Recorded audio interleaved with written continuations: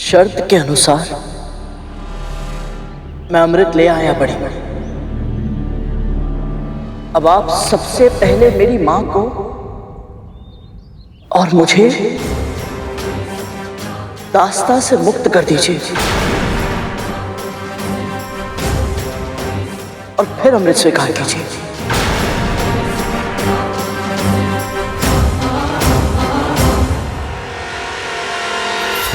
मैं और मेरे पुत्र अमर तो हो जाएंगे, किंतु ये विंता मेरी दास्ता से और करुण मेरे नियंत्रण से मुक्त हो जाएगा।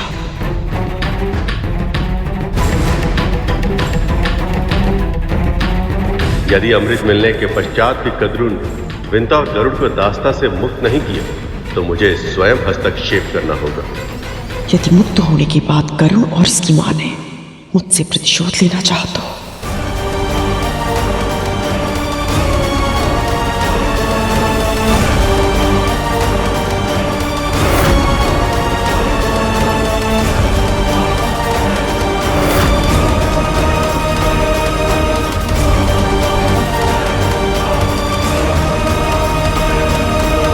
ये क्या हो गया है मां को?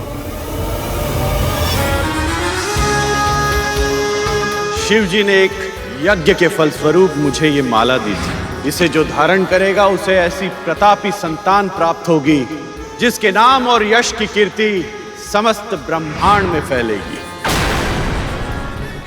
भगवान विष्णु के प्रताप से होने वाली आपकी संतान का वर्चस्व संपूर्ण आकाश में स्थापित होगा। महाबुद्धिमान, महाबलवान, आकाश का इंद्र कहलाएगा वो, आकाश का इंद्र कहलाएगा वो। उसका जन्म महान उद्देश्यों के लिए हुआ है और उसमें से सबसे बड़ा उद्देश्य है उसकी मां को दास्तां से मुक्त कराना। जो बीज आज आप बोएंगी कल वही वृक्ष बनेगा और अभी भी समय है देवी कद्रुन, देवी विंता और उनके पुत्र को कष्ट देने का पाप मत कीजिए।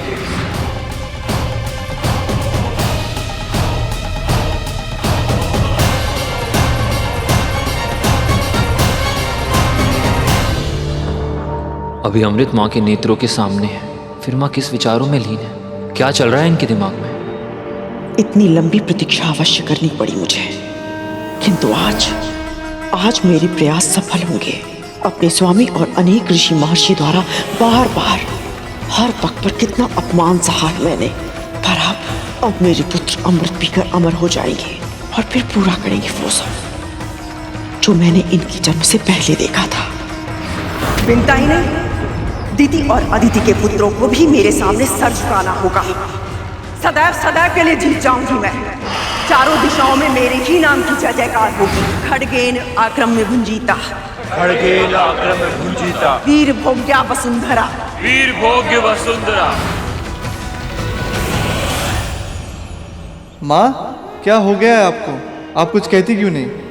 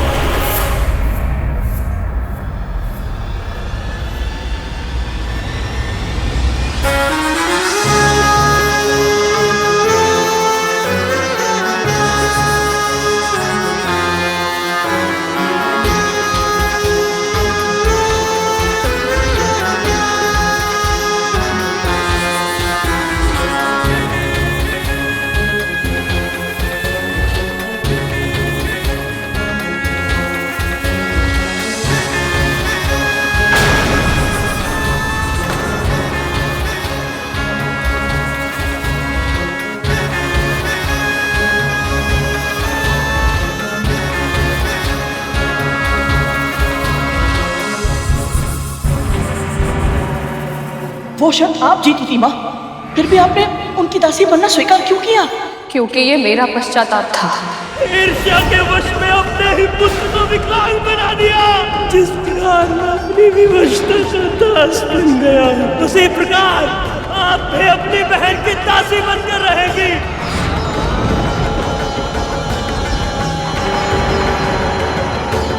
तेरी माँ अपने प्राण त्याग देगी, पर अपना धर्म कभी नहीं त्यागेगी और ना ही अपना वचन तोड़ेगी।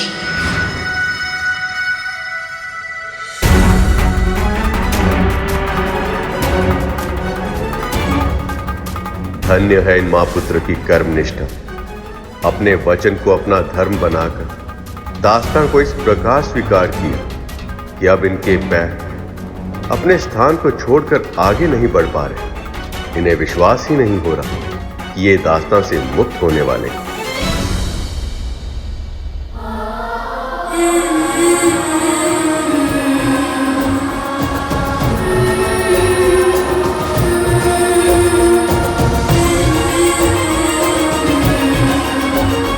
माँ को ये विश्वास ही नहीं हो रहा है कि ये दास्तां से मुक्त हो रही है।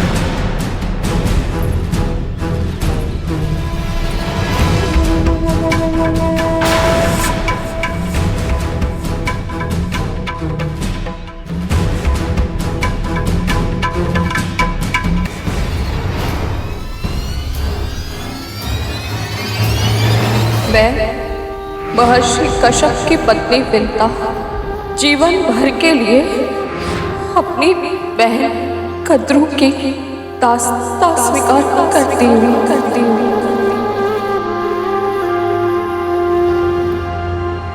अपने और अपने पुत्र के मस्तिष्क से ये भ्रम बाहर निकाल कर फेंक देना कि तुम दोनों को मेरी दास्तां से मुक्ति मिलेगी। कभी नहीं।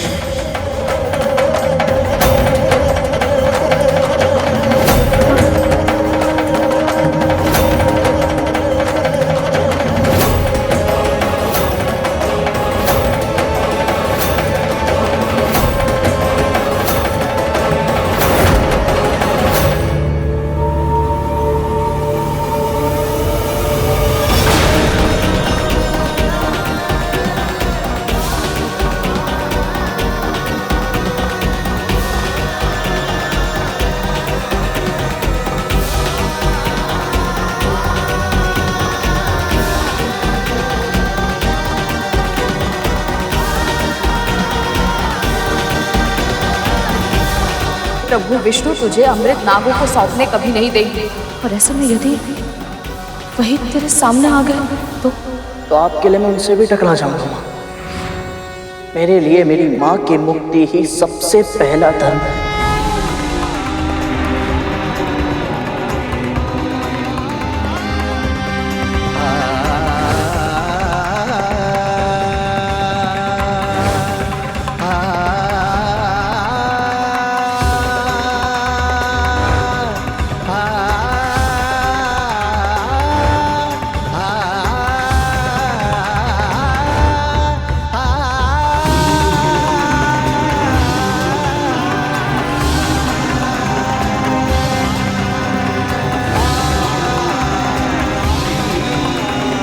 मैं कश्यप पत्नी कद्रू महेश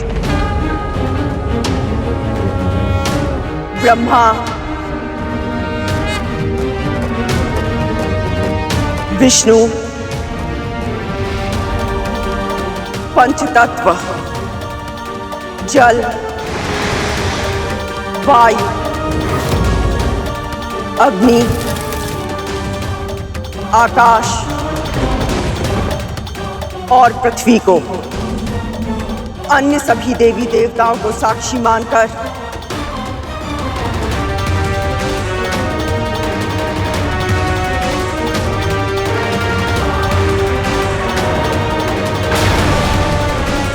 विंता और उसके पुत्र गरुड़ को अपनी दास्ता के बंधन से मुक्त करती हूँ। अपनी दास्ता के बंधन से मुक्त करती हूँ। अपनी दास्ता के बंधन से मुक्त करती हूँ। अपनी दास्ता के बंधन से मुक्त करती हूँ। अपनी दास्ता के बंधन से मुक्त करती हूँ। अपनी दास्ता के बंधन से मुक्त करती हूँ।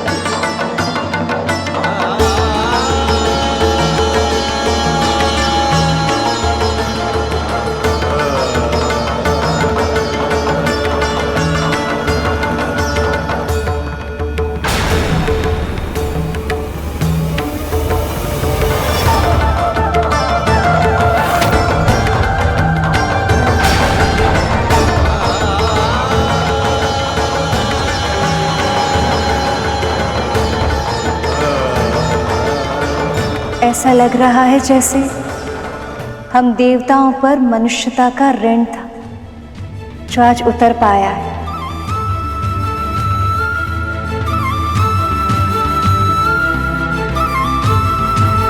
विनिता की बरसों की तपस्या आज पूरी हुई प्रभु।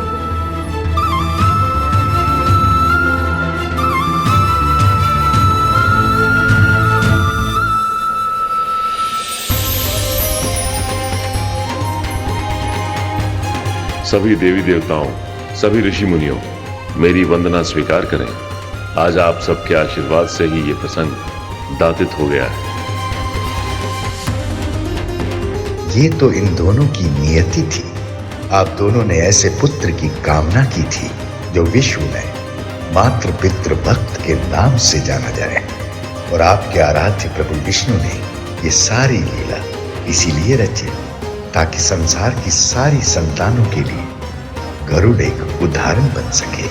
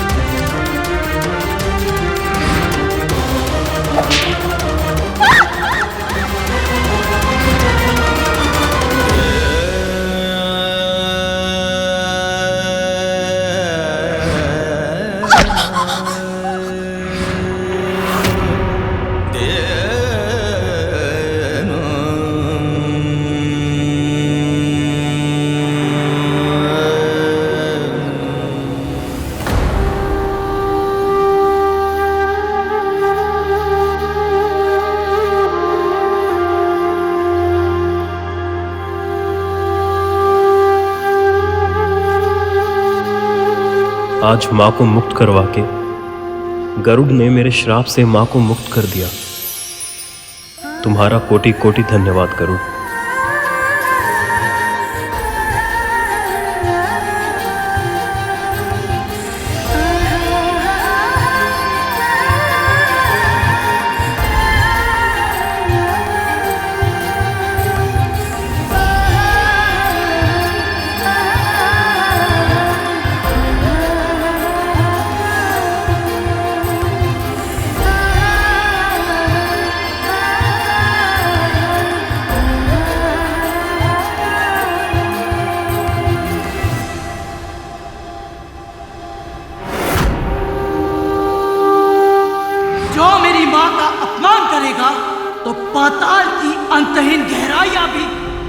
तुम सबको मुझसे बचा नहीं पाएगी। अब मेरे पुत्र अमर हो जाएंगे। अब हमें इस गरुड़ से या इन्हें मिले वरदानों से कोई भय नहीं होगा।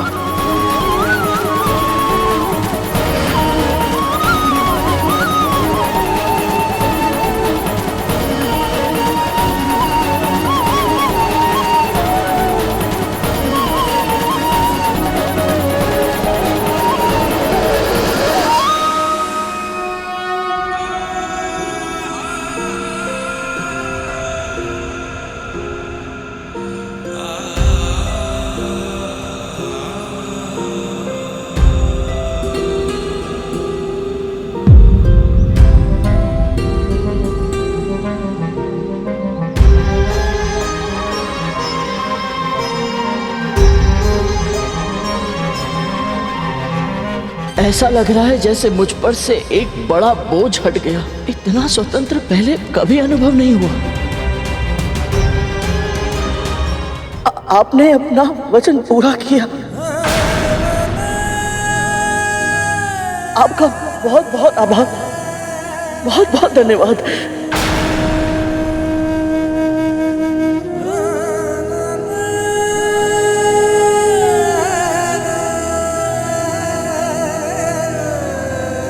मिल गई मुक्ति, हो गया प्रसन्न।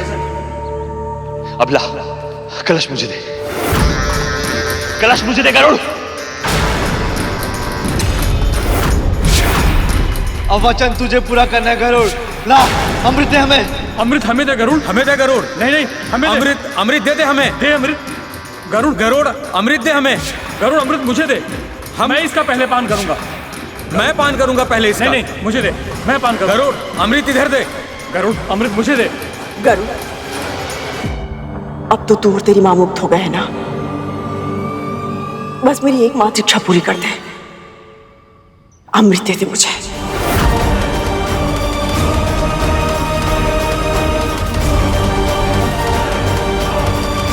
स्मरण करो गरुड़, कद्रू ने तुमसे क्या कहा था? जिस पल तू मेरे नेत्रों के समक्ष अमृत लाकर रखेगा, बस उसी पल तुझे और तेरी मां को अपनी दासता के बंधन से सदैव सदैव के लिए मुक्त कर दूंगी। तो बस फिर यही तो करना। अमृत को ले जाकर कद्रू के सामने रख दो और स्वयं को और अपनी मां को मुक्ति दिला दो। एक बार गरुड़ और देवी विंता को मुक्ति मिल जाए तो आपको क्या करना है देवता, ये तो आप जानते ही। मां, खुशा के दास की चटाई चाहिए होगी।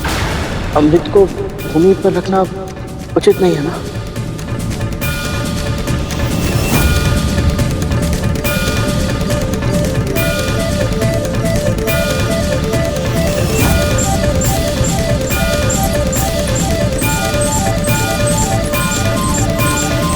एक बार तुम दोनों मुक्त हो जाओ, फिर अमृत को उन नागों के सामने रख देना। पर इससे पहले कि वो अमृत को छू भी पाए, तुम उन सभी को शौच शुद्धि के लिए भेज देना।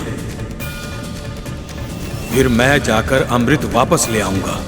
पर अमृत की एक भी बूंद व्यर्थ होकर ना गिरे। और इसके लिए सबसे आवश्यक ये है कि उस समय वहां कोई भी नाग उपस्थित ना हो।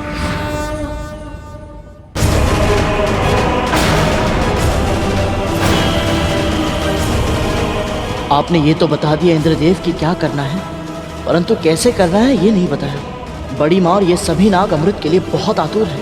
ऐसे में ये कभी मेरे सुझाव को नहीं मानेंगे। अब मैं क्या करूं? अब गरुड़ कोई भूल नहीं कर सकता, उसे कोई ना कोई उपाय निकालना ही होगा। यदि मेरी योजना विफल होगी और नागों को अमृत प्राप्त हो गया तो ये संसार अंत के मुंह में चला जाएगा।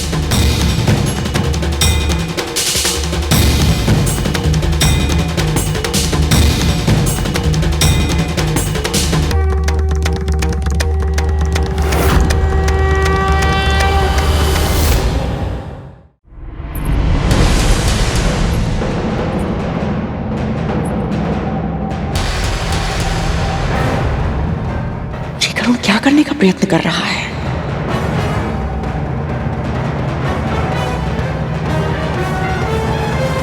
माँ, खुशा को भूमि पर रखना होगा।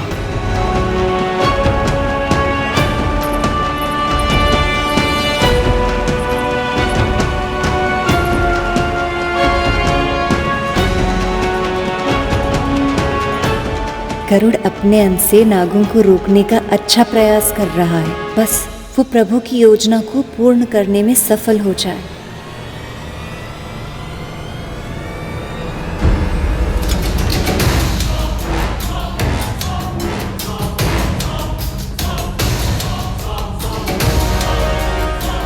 यदि इन सर्पों ने अमृत ग्रहण कर लिया तो अनर्थ हो जाएगा।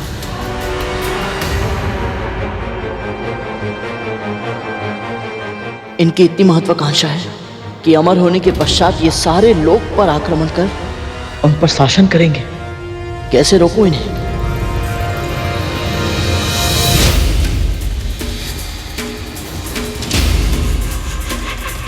आज मेरा स्वप्न पूरा होगा। मेरे पुत्र सदैव सदैव के लिए अमर हो जाएंगे।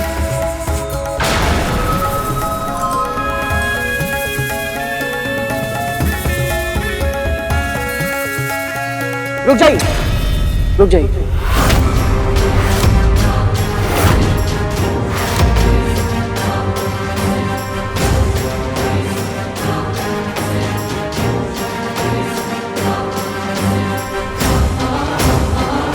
अमृत ग्रहण करने से पहले आप सभी को तन से शुद्ध होना होगा, अर्थात आप सभी को स्नान करने की आवश्यकता है।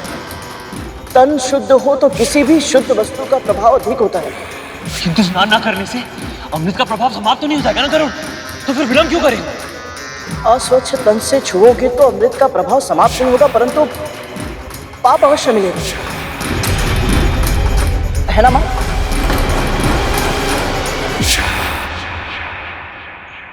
गरुड़ ये सब जानबूझकर कर रहा है।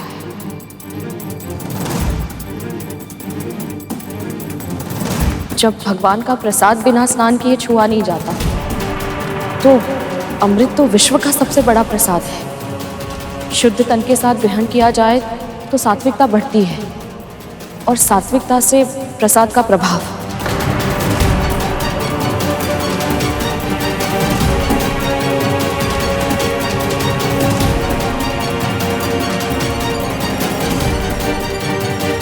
विंता सही कह रही है।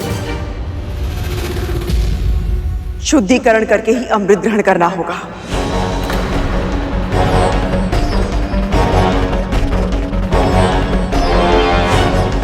जाओ, स्नान करके आओ। स्नान करना ही है तो सबसे पहले स्नान मैं करूंगा। पहले हम स्नान करेंगे। शीघ्र चल सकते।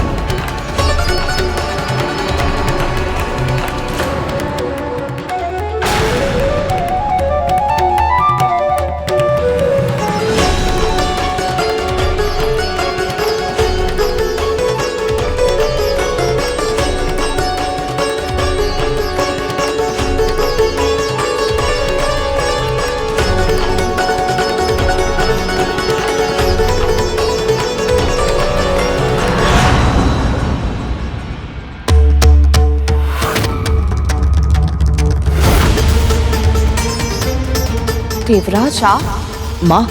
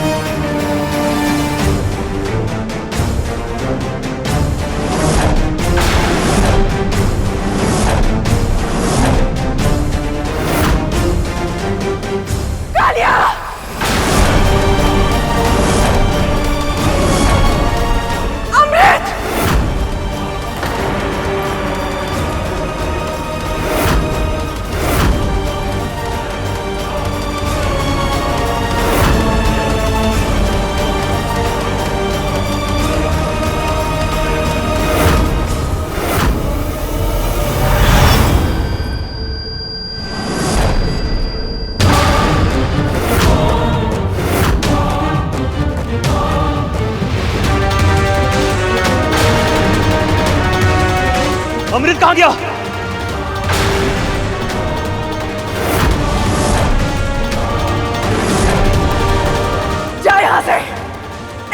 अमृत लेकर आ मेरा। क्षमा कीजिए बड़ी माँ, परंतु आपकी आज्ञा का पालन मैं नहीं कर सकता।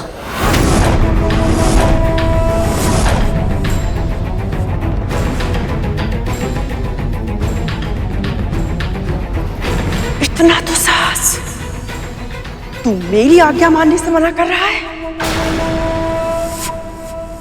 स्मरण रख, तू मेरा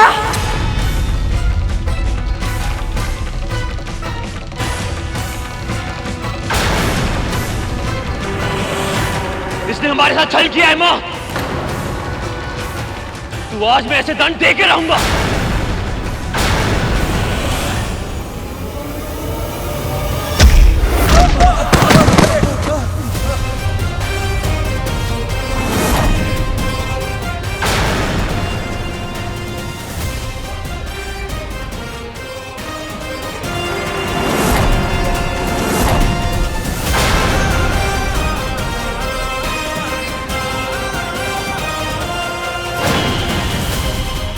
विंता, रोक अपने पुत्र को।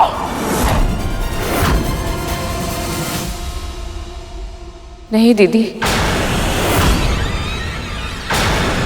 आज इसके हाथों को अपने आदेश की बेड़ियों से नहीं जकड़ूंगी मैं, क्योंकि आज ये युद्ध धर्म के लिए कर रहा है।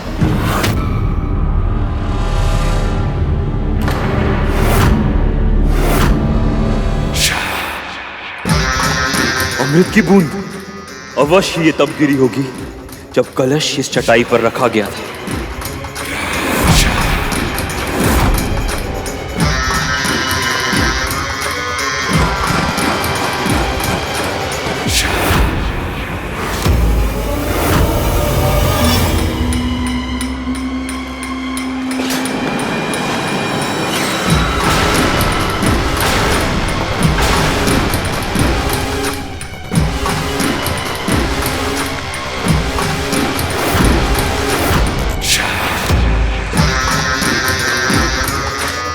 इस धरती के सबसे विशाले प्राणी, मेरे महाबलशाली पुत्र गरुड़ से युद्ध करने के स्थान पर धूल चाट रहे हैं।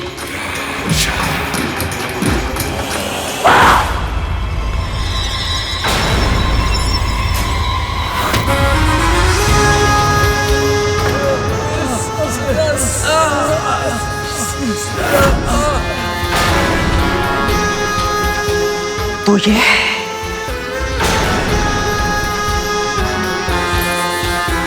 तुम दोनों के छल की वास्तविकता, तेरा सत्य। इतने समय तक तुम मुझसे स्वांग रचती रही कि जब तक मैं तुझे अपनी इच्छा से मुक्त नहीं करूंगी तब तक तू मेरी दासी बनी रहेगी। किंतु आज अपने पुत्र के माध्यम से तूने मेरे साथ छल किया।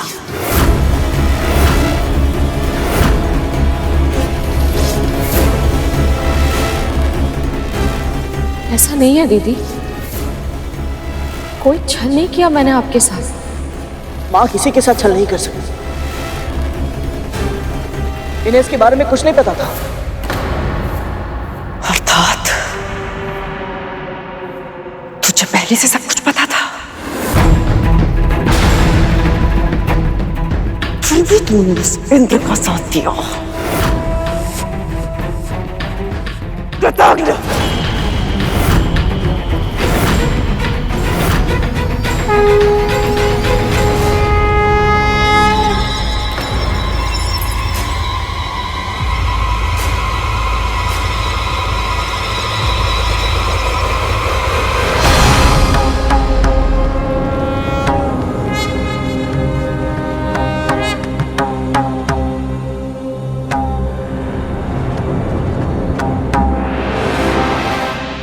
मेरे भक्तों को पीड़ा पहुंचाने का विचार भी तुम्हारे मन में कैसे आया कद्रू?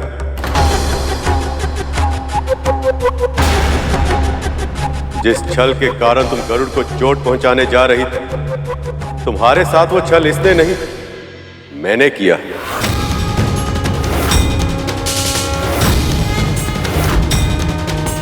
जैसे तुमने मेरी भक्त देवी विंता के साथ छल करके उन्हें अपनी दासी बनाया था, वैसे ही मैंने भी लीला करके इन्हें मुक्त करवाया। सोचा कि जब तुम अपनी नीति का प्रयोग अपने ऊपर होता हुआ देखोगे तो ये समझ पाओगे कि तुमने इन दोनों के साथ कितना अनुचित व्यवहार किया था।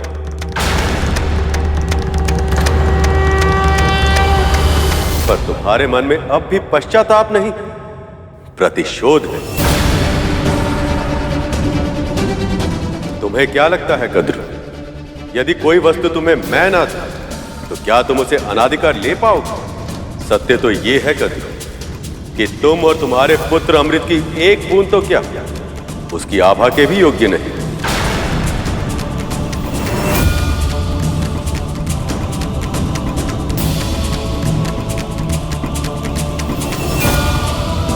तभी तो जिस पवित्र कुशाघास पर अमृत को रखा गया था, उस पर पड़ी अमृत की आभा को चाटने के प्रयास में तुम्हारे पुत्रों की जीभ जल गई। इन विषैले नागों के लिए अमृत भी विष बन गया।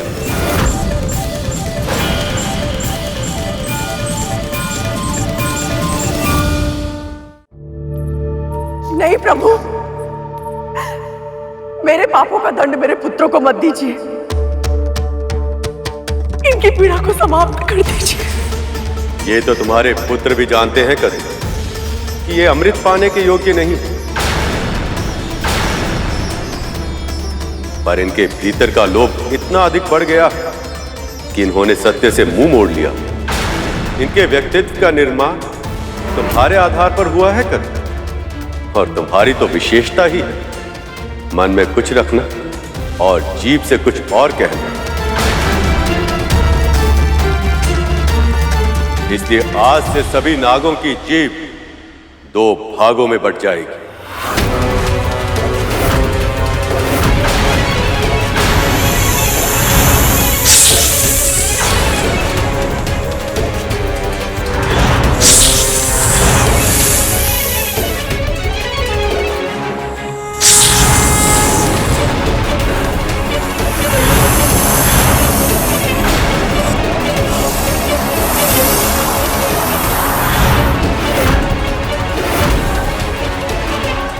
शेष,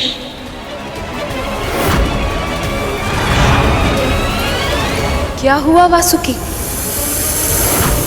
तुम्हारी जीव विभाजित हो गई, ये कैसे संभव है? ये तो स्वाभाविक ही है माँ। जैसे पुत्रों के कुकर्मों का फल माता पिता को भुगतना पड़ता है। अपनी माँ के कुकर्मों का फल तो मुझे मिलना ही था, यही हमारी नियति है, और मुझे ये स्वीकार करना ही होगा माँ। नहीं प्रभु, इतना बड़ा दंड मत दीजिए, दया कीजिए प्रभु, दया कीजिए। जो मेरे भक्तों पर बार बार अत्याचार करते हैं, मैं उन पर दया नहीं कर सकता। अपने हृदय को साक्षी मानकर सत्य कहो कद्रू, यदि तुम्हारे पुत्रों को अमृत मिल गया तो क्या ये संसार में विनाश का कारण नहीं बन जाएंगे?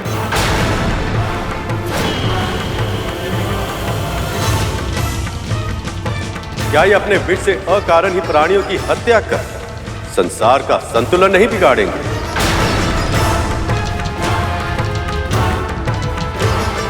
बोलो कद्रू, क्या तुम्हें सच में यह लगता कि जो पुत्र अपने हित को अपनी मां के हित और सम्मान से अधिक महत्व देते हैं, वो अमृत पाने के योग्य?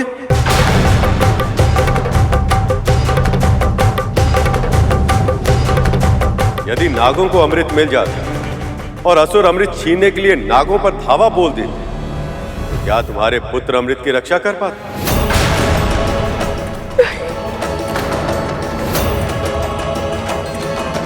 दीदी सत्य स्वीकार कर रही है।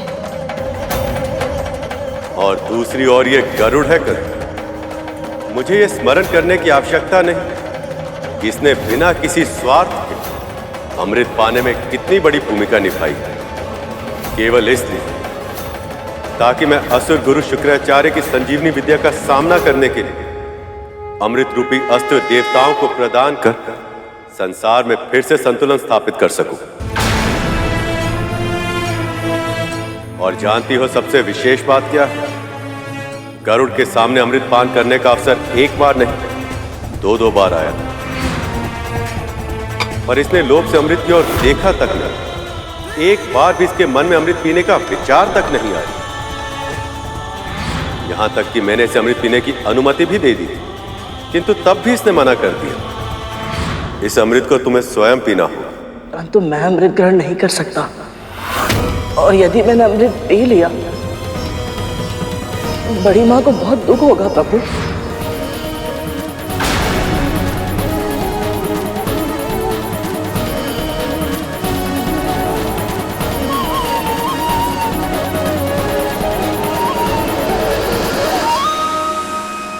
अब ये सब जानकर तुम ही बताओ कद्रू, यहां उपस्थित सभी प्राणियों में ऐसा कौन है जो अमृत पीने के लिए इससे भी अधिक योग्य है?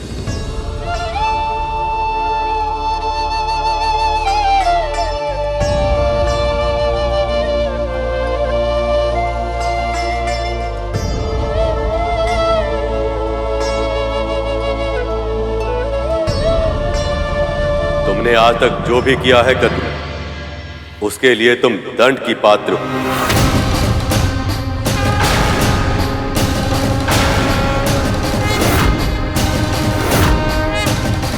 देवी विंता ने सदैव अपनी प्रार्थनाओं तुम्हारी और तुम्हारी संतानों की भलाई की विनती की, और इसी कारण से मैंने आज तक तुम्हें दंड नहीं दिया। पर जब तुमने गरुड़ को देवी विंता की मुक्ति के लिए अमृत लाने के लिए विवश किया, उसी समय तुम मेरे निर्णय के विरुद्ध चली गई। अमृत पाने के लिए तुमने जो पाप किया है कद्रू, उससे तुम्हारे पापों का कलश भर चुका है। और अब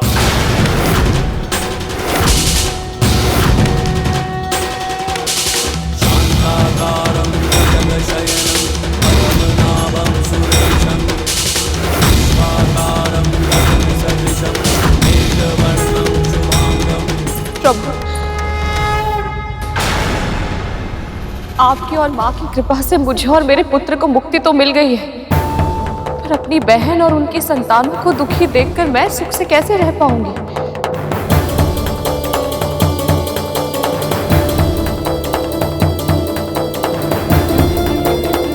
प्रभु, भूल तो किसी से भी हो सकती है, परंतु कोई भी भूल पश्चाताप से बड़ी नहीं होती।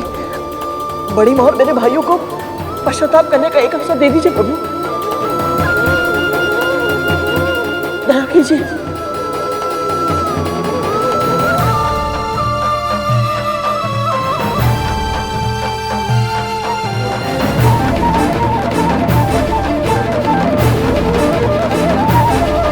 न क्रोध, न प्रतिशोध, न बहिष्कार, न तिरस्कार। अद्भुत है ये दोनों माँ पुत्र। जब तक धरती पर धर्म के ऐसे संदेशवाहक, अच्छाई के ऐसे ध्वजधारी विद्यमान हैं, बुराई की कभी जीत नहीं हो सकती। आज गरुड़ और विंता केवल कद्रू की दास्ता से नहीं, आक्रोश और द्वेष से भी मुक्त हो गए। तुम दोनों का हृदय गंगा की तरह निर्मल, भक्ति अतुलनीय और विश्वास अटल है। इसलिए मैं तुम दोनों की प्रार्थना स्वीकार करता हूं।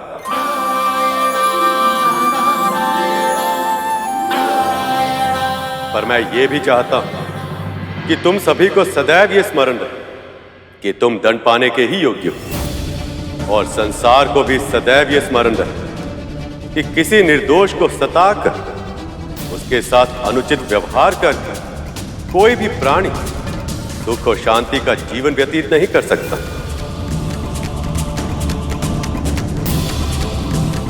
आज नहीं तो कल अपने कर्मों का परिणाम भोगना ही पड़ता है। इसलिए आज गरुड़ जैसे मांसाहारी पक्षियों के लिए नाग ही स्वाभाविक आहार होगा।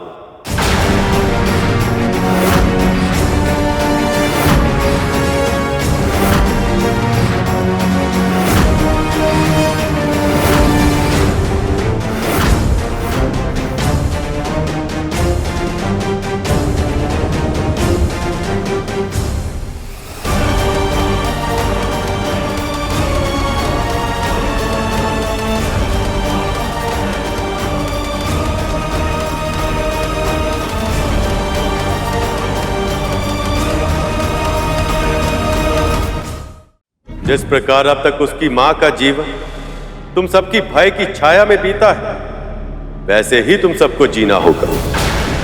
जैसे ये आज तक तुम्हारी दया पर निर्भर रहे, वैसे ही अब तुम सभी को इनकी दया पर निर्भर रहना होगा।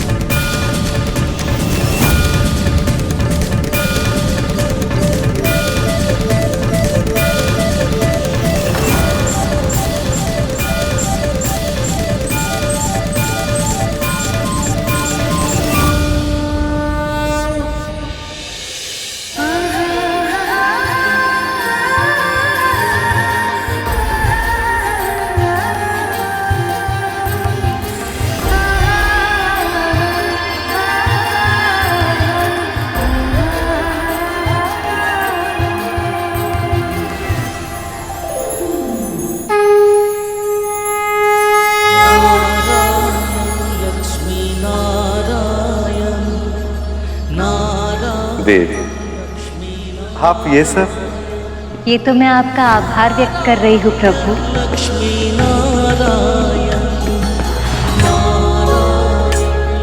आज आपने मुझे सर्वश्रेष्ठ उपहार दिया है, गरुड़ और विंता को मुक्त कराकर। आज आपने अपना वचन पूर्ण किया।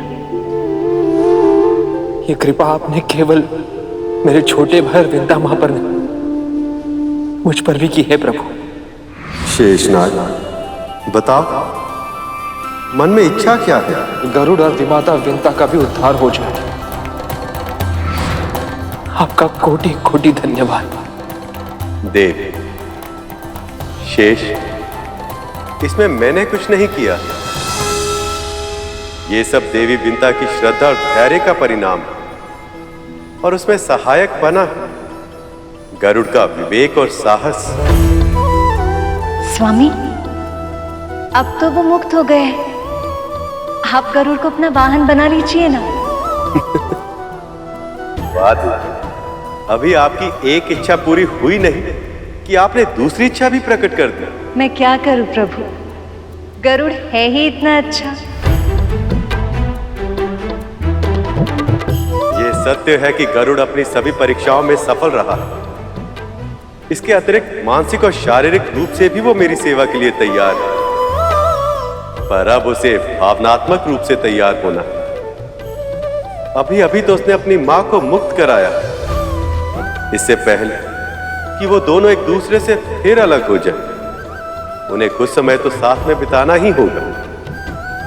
प्रसन्नता से भरपूर सुख और शांति की छाया में।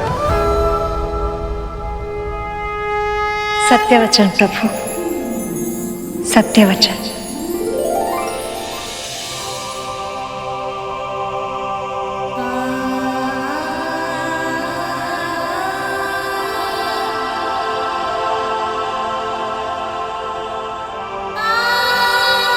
इस कुटिया के कण कण में कितनी स्मृतियां घुली हुई है ना मां, और उन सब में सबसे सुखद स्मृति है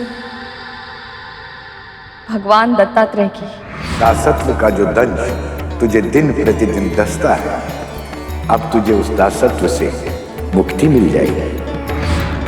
उन्होंने यहाँ आना स्वीकार किया।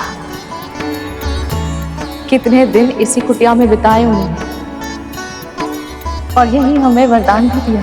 और उनका वरदान फलीभूत हो गया। अब हम स्वतंत्र हैं मां।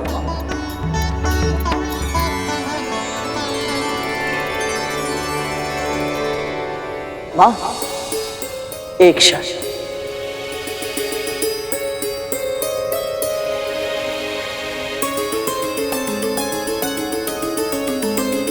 माता लक्ष्मी की ओर से ये उपहार आपके लिए मां।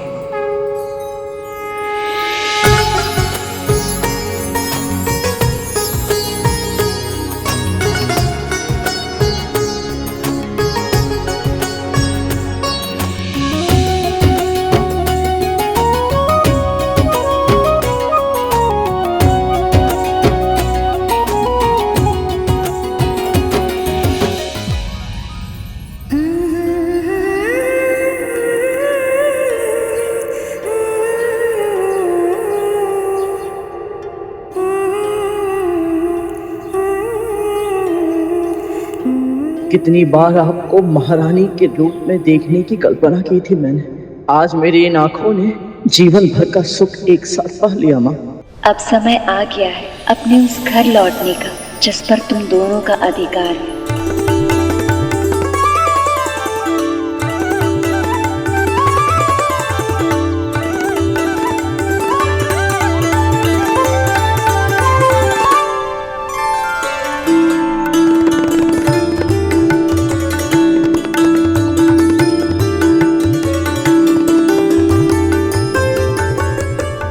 महारानी विंता की जय, राजकुमार गरुड़ की जय, महारानी विंता की जय, राजकुमार गरुड़ की जय, महारानी विंता की जय।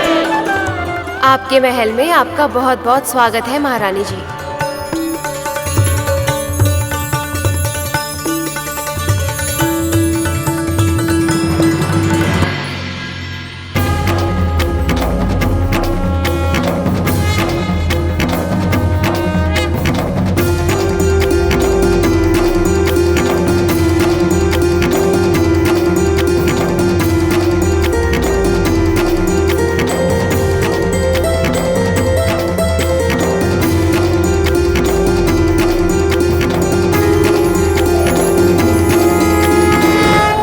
जो भी परिवार अपने बहू का गृह प्रवेश इन सब संस्कारों के साथ करेगा, मैं स्वयं उस स्त्री के भीतर स्थिर निवास करके उसे गृह लक्ष्मी बनाऊंगा।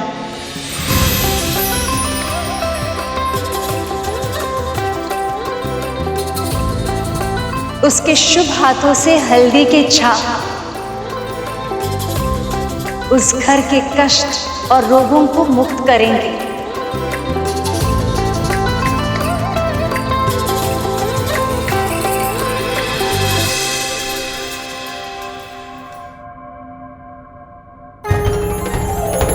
अक्षत बिखेरने से उस घर में संपन्नता और प्रसन्नता बिखरेगी।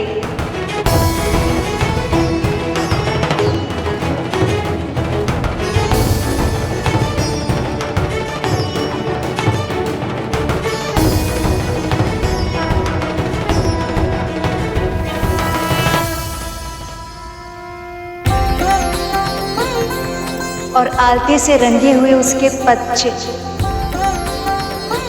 उस घर को धर्म और सफलता का मार्ग दिखाएंगे।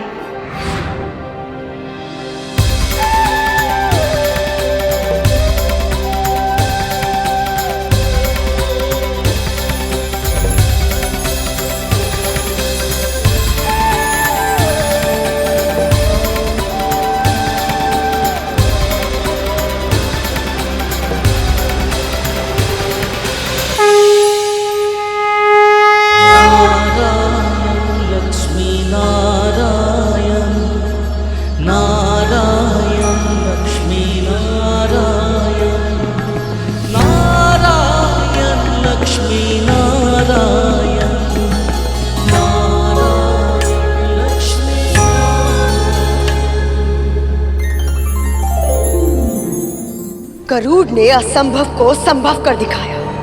उससे न केवल अपनी मां को और स्वयं को मुक्त करवाया बल्कि विष्णु से नागों को दंड दिलवाकर उनकी जीभ के 2 भाग भी करवा दिए।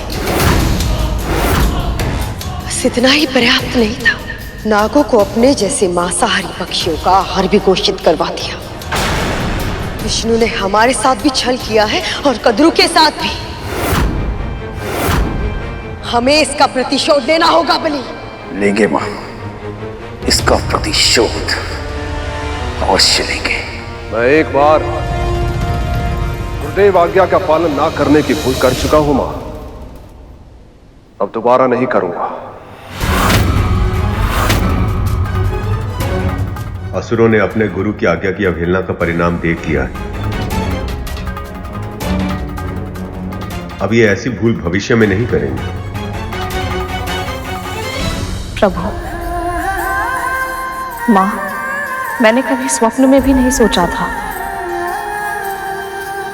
इन हाथों में दास्ता की बेड़ियां नहीं लटकी होंगी। आपकी कृपा से यह संभव हो पाया। वो भी इतनी शीघ्र। आपका बहुत बहुत आभार। जानता है गरुड़, मैं तो इस जन्म में मुक्त होने की आशा ही छोड़ चुकी थी। दास्ता को ही अपनी नियति मान चुकी थी मैं, पर तूने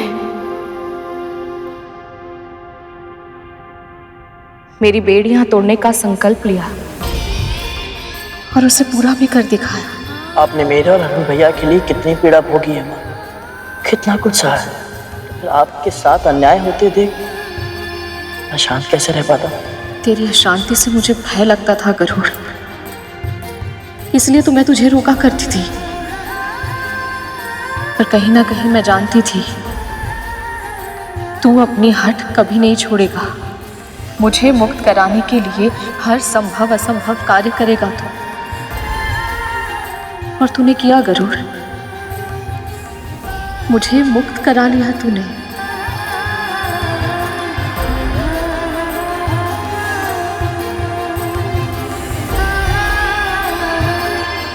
मैंने कुछ नहीं किया है, सब प्रभु विष्णु की इच्छा से ही हुआ। मैं तो केवल माध्यम बना, और सत्य तो ये है कि ये सब आपकी तपस्या का फल है माँ।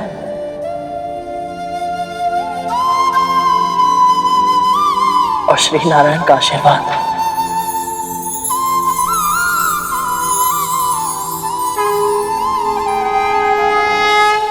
इससे कोई अंतर नहीं पड़ता कि नागों या अन्य प्राणियों के साथ क्या हुआ।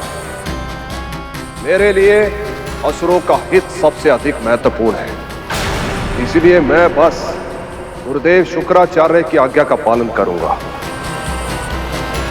गुरु पर श्रद्धा ही सफलता की पहली सीढ़ी होती है महाराज। यदि आप मेरे सुझावों का पालन ऐसी ही श्रद्धा और दृढ़ता से करते रहे तो आपको न केवल अमृत प्राप्त होगा, इसके अतिरिक्त और भी बहुत कुछ प्राप्त होगा आपको।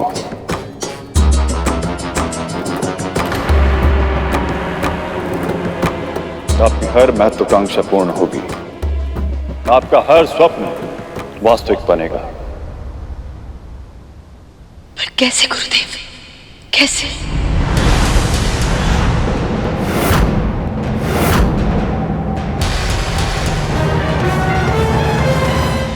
इस प्रसन्नता के अवसर पर भी तुझे स्मरण है कि जो हुआ है वो मेरे प्रभु की इच्छा और कृपा से ही हुआ है। मुझे तुझ पर और तेरी विनम्रता पर गर्व है गरुड़।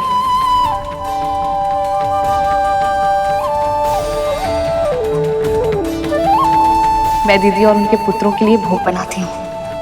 मैं भी आपकी सहायता करता हूँ। क्षमा कीजिएगा, आप महारानी हैं और आप राजकुमार। ये हमारा कार्य है, कृपया हमें सेवा का अवसर दें। परंतु माँ, कुछ ना करना तो बहुत ही कठिन कार्य है। जीवन की इस नई व्यवस्था से तालमेल बैठाने में समय लगेगा गरुड़।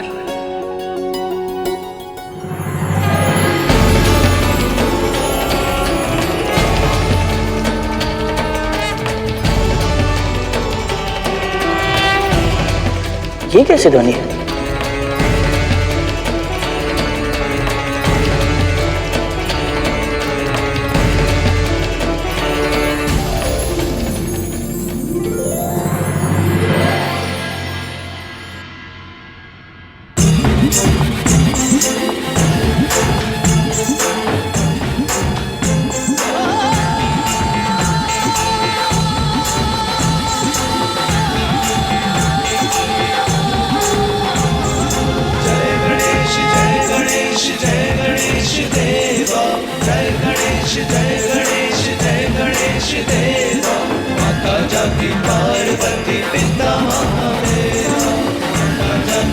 ये क्या हो रहा है माँ?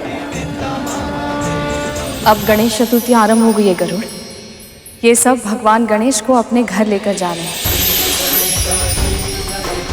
इस अवसर पर इनकी स्थापना अपने घर में ही करके इनकी कथा सुननी चाहिए और पूरे मन से इनकी पूजा करनी चाहिए। माँ, अभी अभी हमें दास्ता से मुक्ति मिली है, हमारे सभी विघ्नों का नाश हुआ है, तो तो क्यों ना हम भी विघ्न विनाशक गणेश की पूजा करें?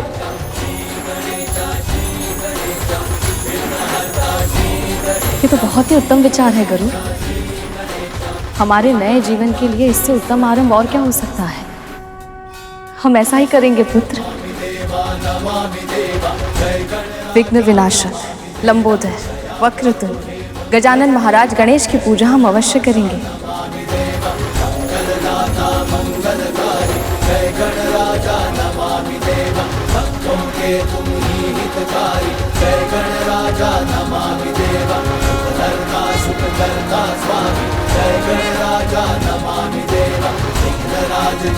मात्र गणेश जी की स्थापना के विचार से ही मन इतना प्रफुल्लित हो उठा, तो उनके आगमन पर क्या होगा?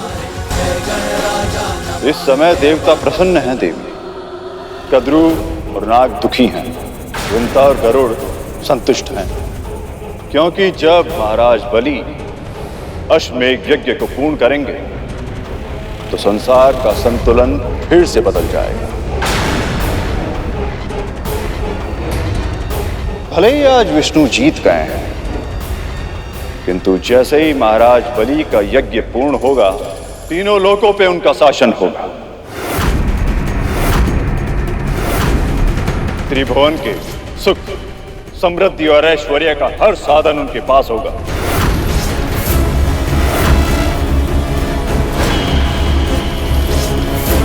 यहां तक कि अमृत भी।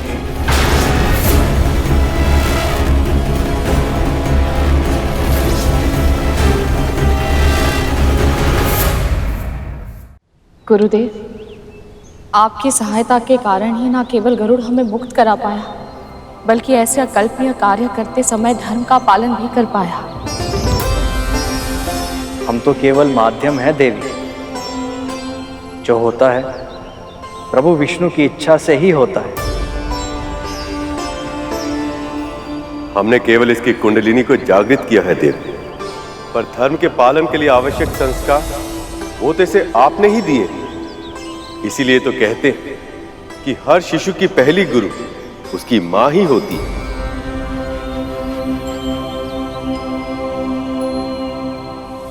मां इतने दिनों बाद ही सही आपको ये श्रेय, ये सम्मान मिलते देख मैं कितना प्रसन्न हूं, बता नहीं सकता। गुरुदेव, आपके मार्गदर्शक के लिए बहुत बहुत धन्यवाद। परंतु एक विनती है आपसे।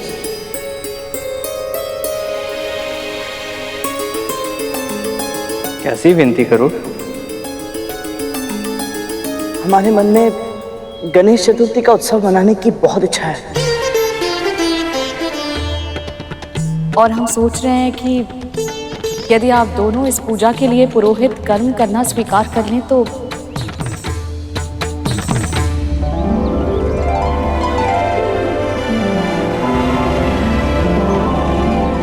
भगवान श्री गणेश की पूजा और कथा कहना, ये तो हमारा सौभाग्य होगा। हम ये पूजा अवश्य करेंगे।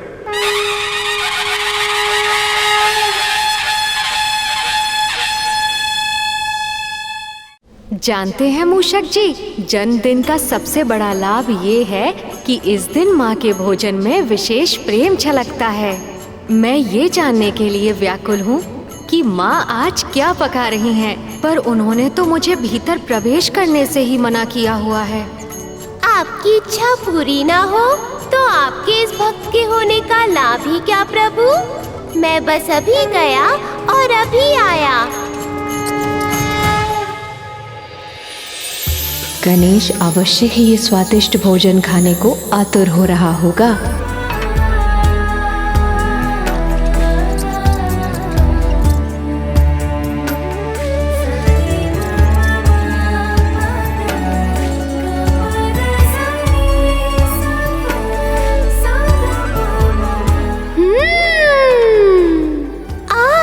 सुगंध तो बहुत लुभावनी है। देखना पड़ेगा कि क्या बना है और कैसा बना है। मूषक, अभी यहाँ तुम्हारी आवश्यकता नहीं है। चलो बाहर चलो। ये मूषक जी अभी तक आए क्यों नहीं? कहाँ रह गए? गणेश जी भ्राता। तुम्हारा गुप्तचर तो पकड़ा गया। माँ ने तुम्हारे भोजन के लिए क्या क्या तैयारी की है, ये सब समय से पहले जानने में आनंद ही क्या है। और वैसे भी धैर्य तो तुम्हें रखना ही पड़ेगा, क्योंकि जब तक सभी अतिथि नहीं आ जाते उत्सव आरंभ नहीं होगा। वो तो मैं जानता हूँ भ्राता, पर स्वयं पर नियंत्रण कैसे रखूं? माँ को इतनी तैयारियां करते देखकर मेरा मन प्रफुल्लित हो गया है और उस कारण और भी तीव्र भूख लग रही है। प्रभु, अंदर से बहुत ही स्वादिष्ट सुगंध आ रही थी। मैं स्वयं को रोक ही नहीं पा रहा था। तुम्हारा जन्मदिन केवल कैलाश पर्वत पे ही नहीं, पृथ्वीलोक के कोने कोने में बनाया जाएगा गणेश। जब तक यहाँ की तैयारियां पूर्ण नहीं हो जाती, तुम वहां का भ्रमण क्यों नहीं कराते? अरे वाह, ये तो बहुत उत्तम सुझाव है पिताश्री। चलिए मूषक जी। जी प्रभु।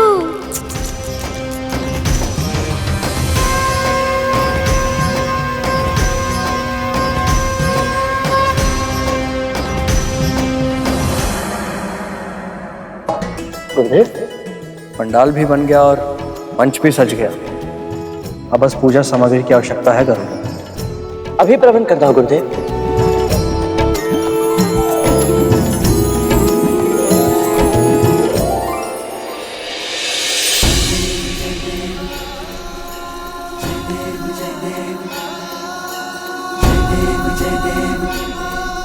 कितनी शुभतापूर्ण आरंभ हो रहा है हमारे इस नए जीवन का। प्रभु गणेश की पूजा से अब हमारे जीवन के सारे विघ्न दूर हो जाएंगे।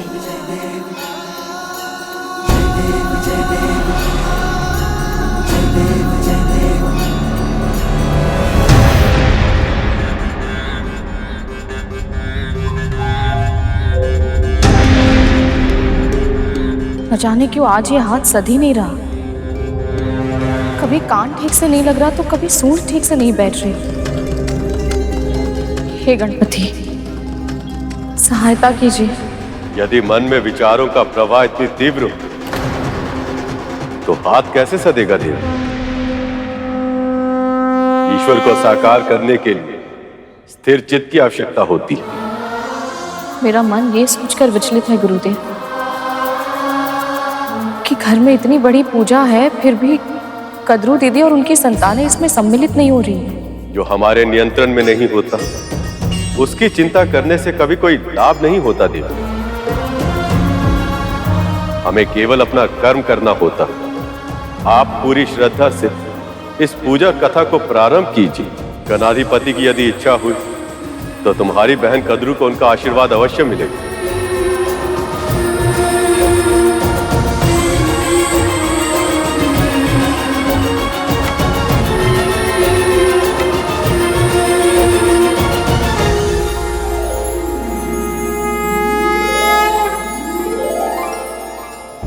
जैसे तुमने मेरी भक्त देवी बिंता के साथ छल करके उन्हें अपनी दासी बनाया था, वैसे ही मैंने भी लीला करके इन्हें मुक्त करवाया। तुम और तुम्हारे पुत्र अमृत की एक बूंद तो क्या, उसकी आभा के भी योग्य नहीं। आज नहीं तो कल अपने कर्मों का परिणाम भोगना ही पड़ता है। आज से गरुड़ जैसे मांसाहारी पक्षियों के लिए नाग भी स्वाभाविक आहार होगा।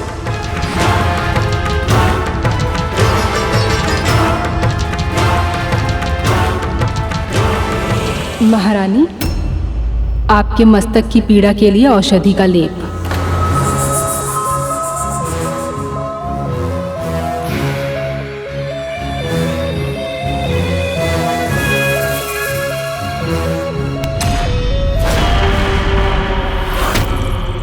कैसा लेप बनाया तूने? इतना अधिक खून डाल दिया कि मेरे नेत्र जलने लग गए। और ये किस तीव्र गति से तू दबा रही थी? मेरा मस्तिष्क फट गया। कल बिंता को देखा है, दबाते ही सारी पीड़ा दूर हो जाती थी, और तू है कि? क्षमा कीजिएगा महारानी, पर मैं महारानी विंता नहीं। मैं चाहूं तो भी उनके जैसी नहीं बन सकती।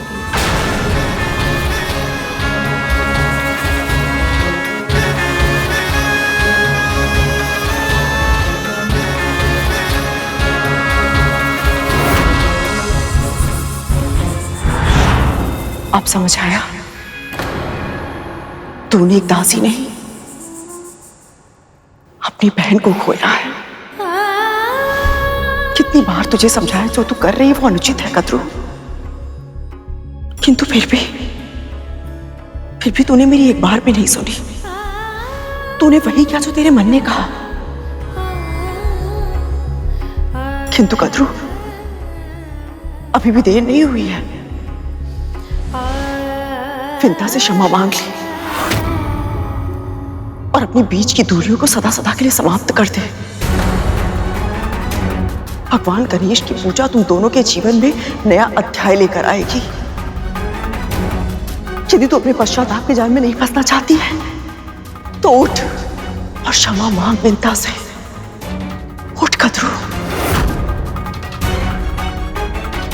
तुम्हें क्या लगता है मैंने जो कुछ भी किया उसके बाद वो मुझे क्षमा करेगी?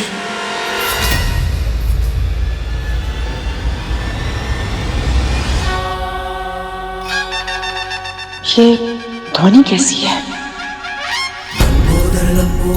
लंबोदर भगवान गणाधिपति गणेश की जय। प्रभु गणेश की जय। लंबोदर भगवान गणाधिपति गणेश की जय। सारा उदर में समायो। लंबोदर भगवान गणाधिपति गणेश की जय। संकट है जब कोई आयो, महिमा से अपनी प्रभु ने बचायो। लंबोदर लंबोदर लंबोदर लंबोदर विघ्न हरता बुद्धि विधाता, जय जय गजानन हे सिद्धिदाता। लंबोदर लंबोदर विघ्न हरता बुद्धि विधाता, जय जय गजानन हे सिद्धिदाता। लंबोदर लंबोदर बुद्धि और विद्या के तुम ही हो दाता, है ज्ञान भंडार तुम में समाता। प्रेम से जाप प्रभु का है गाता, मोह माया से है। समय हो गया है महारानी, आइए देख। विघ्न हरता बुद्धि विधाता, जय जय गजानन हे सिद्धिदाता। लंबोदर लंबोदर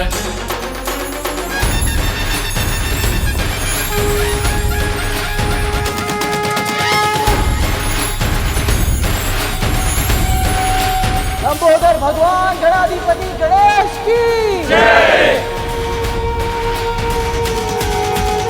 मंगलमूर्ति देवा गणेशा, सर्वप्रथम ध्यावे तुझे ही हमेशा। पादपूर्ण मोदक के भोग लगावे, मनवांछित फल भक्त तुमसे है पावे। देवी, माँ गौरी के प्रतीक रूप में इस नारियल को वस्त्र और हल्दी कुमकुम लगा के यहाँ आसीन कीजिए। स्वर्ण मुकुट सोहे सरमूषक सवारी, मंगल करो जग का हे मंगलकारी। लंबोदर लंबोदर मंगलमूर्ति देवा गणेशा, सर्वप्रथम ध्यावे तुम्हें ही हमेशा। लंबोदर लंबोदर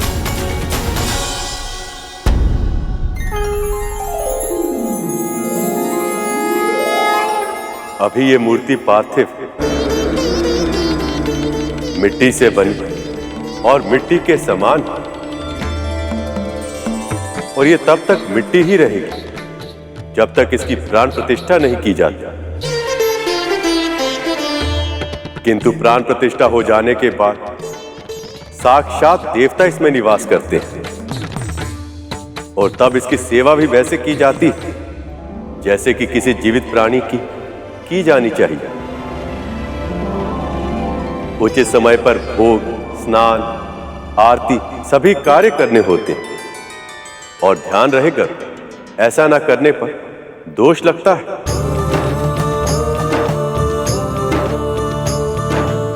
भगवान की सेवा करना तो परम सौभाग्य की बात है गुरुदेव। अब और प्रतीक्षा करना कठिन है।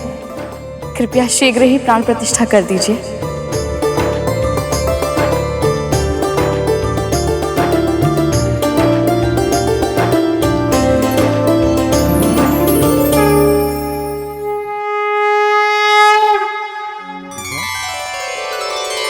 आप देख रही हैं देवी, अपने जन्मदिन के अवसर पर आपके भांजे के मुख पर कितनी गहरी मुस्कान सजी।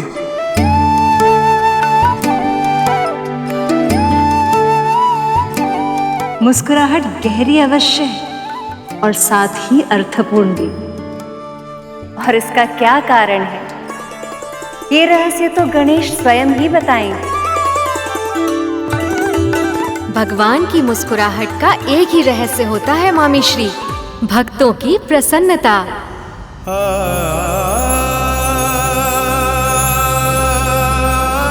वैसे तो देवी विंता और गरुड़ ने अनेक बार मेरी पूजा की है, पर हर बार उनके मन के किसी न किसी कोने में मुझे उदासी छिपी दिख ही जाती थी।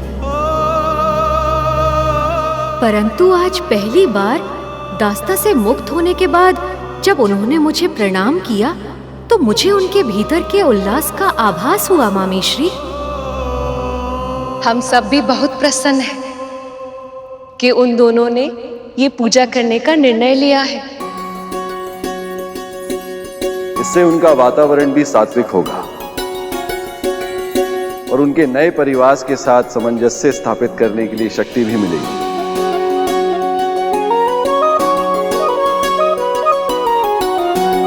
हे गणाधिपति, हम सभी की ओर से जन्मदिन की बहुत बहुत बधाई स्वीकार कीजिए।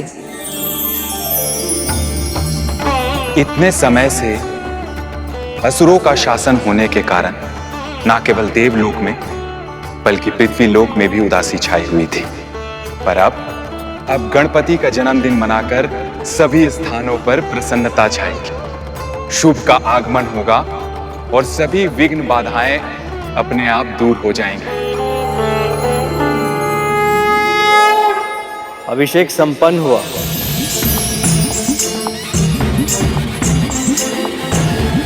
अब इसकी साज सज्जा कीजिए।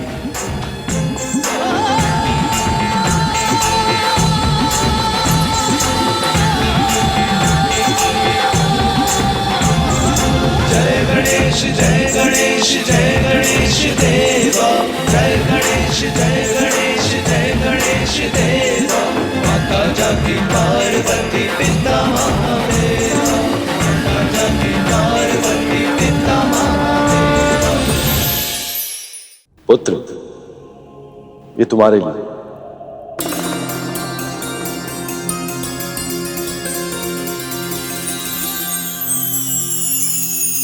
ये दुशाला संसार को सदैव स्मरण कराएगा कि किसी का सम्मान उसके पद और आयु से नहीं, उसके गुणों से होता है।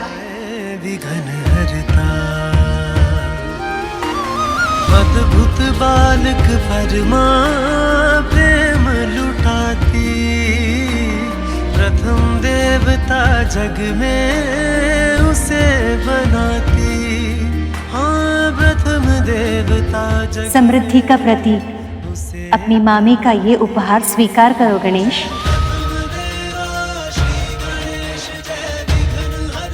मेरी ओर से ये पुस्तक स्वीकार कीजिए, समस्त संसार के ज्ञान की स्रोत है।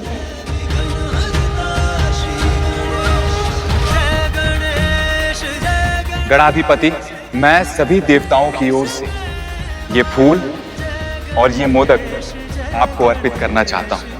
कृपया इसे स्वीकार कर हमें कृतार्थ करे दे।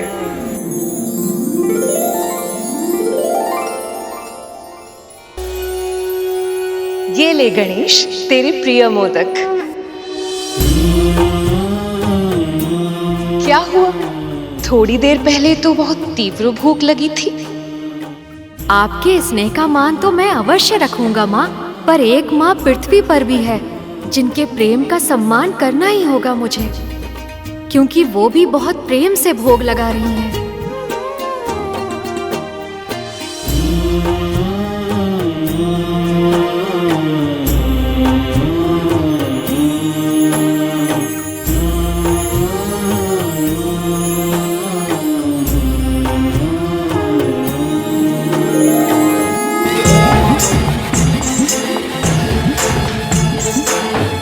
गणाधिपति ने आपका निमंत्रण स्वीकार कर लिया है देव। अब ये भोग प्रसाद बन चुका है। भक्त वत्सल महागणाधिपति गणेश की जय। भक्त वत्सल महागणाधिपति गणेश की जय। ले।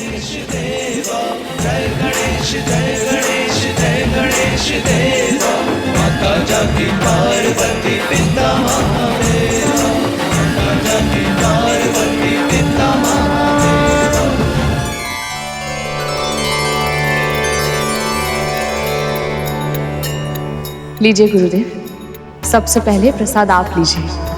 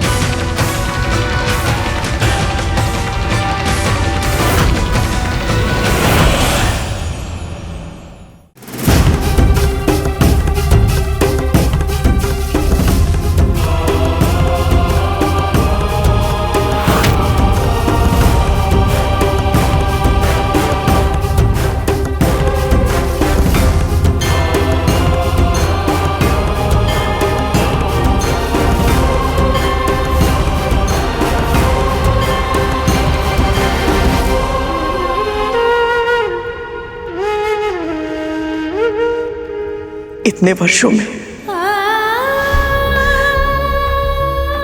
तेरी आंखों ने बहुत आंसू बहाए विंता। अब अपने सारे आंसू मुझे दे दे। अंततः देवी कद्रू को अपनी भूल की अनुभूति हो ही गई और उन्हें अपने किए पर ग्लानि भी है। ऐसा मत कहिए दीदी, जो हुआ है वो प्रभु की इच्छा से ही हुआ है और आगे जो होगा प्रभु की इच्छा से ही होगा। आप जानती हैं दीदी, इस जगत में उनकी इच्छा के बिना एक पत्ता भी नहीं हिलता। इसलिए बीती हुई बातों का बुरा मानकर स्वयं को कष्ट मत दीजिए। तुझसे और गरुड़ से क्षमा पाए बिना मेरे लिए ऐसा करना संभव नहीं होगा विंता।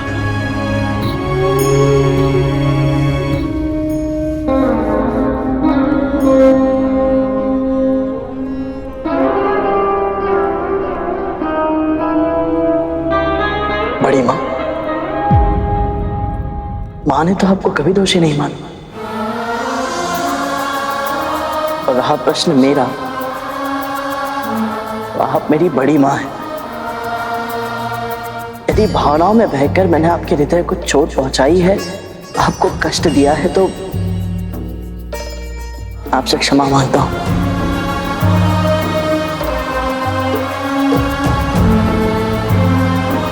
मैंने तेरे साथ इतना बुरा किया, रक्त संबंध की लाज नहीं रखी, तुझे अपना दास बनाया, अत्याचार किए, किंतु फिर भी तुम दोनों के मन में मेरे लिए दंड या प्रतिशोध तक की भावना तक नहीं है। आप जानती हैं ऐसा क्यों हुआ देवी कद्रू? क्योंकि जिन भक्तों के मन में भक्ति स्थान बना लेती है, तो किसी भी प्रकार के तामसिक विचार उनके मन में अपना स्थान नहीं बना पाते।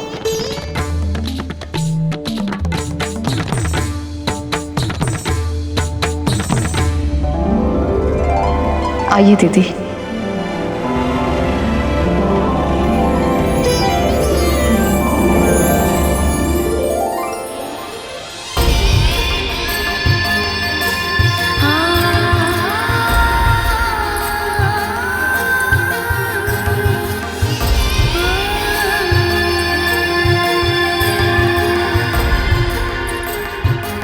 विंता के महल में गणेश के प्रवेश करते दो बहनों का बिगड़ा रिश्ता पुनः सुधर गया। यही तो लीला है विघ्नहर्ता गणेश की।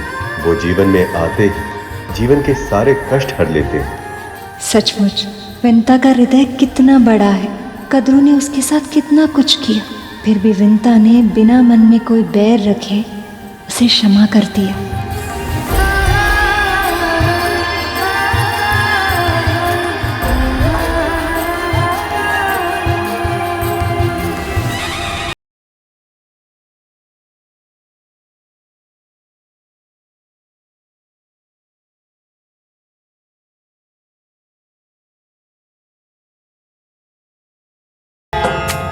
बड़ी माँ, अब आप निश्चिंत हो जाइए और हमारे साथ स्वयं प्रभु विष्णु के अंश अवतार गुरुदेव नर और गुरुदेव नारायण से प्रभु गणेश के जन्म और उनकी महानता की कथा सुने।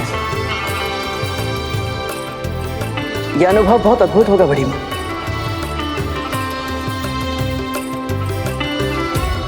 प्रभु, सुना आपने? स्वयं नर नारायण अर्थात भैया विष्णु के अंश अवतार मेरे पुत्र की कथा कह रहे हैं। सच मामाश्री, इससे उत्तम उपहार और कुछ हो ही नहीं सकता था।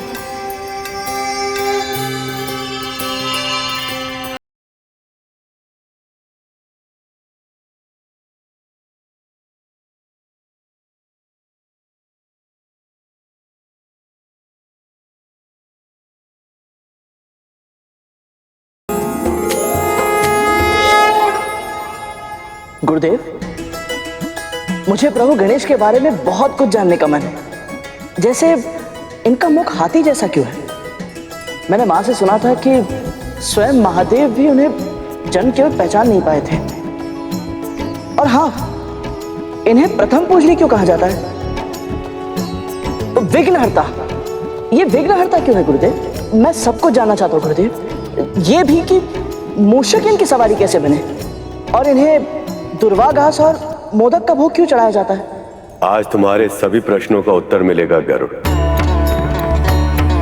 और उसके साथ ही हम सभी को मिलेगा जीवन की अनेक समस्याओं का समाधान।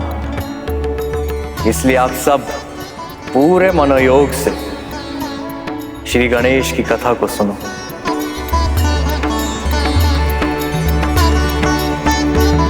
वास्तविकता में गणेश महागणपति अर्थात पर ब्रह्म शक्ति, जिससे समस्त संसार का संचालन होता है, हर युग में जन्म लेते हैं। और आज हम कथा कहेंगे पार्वती नंदन गजानन की, जिसका आरंभ गणेश के जन्म से बहुत पहले हुआ था। बहुत समय पहले? ये बात तो मुझे भी नहीं पता थी।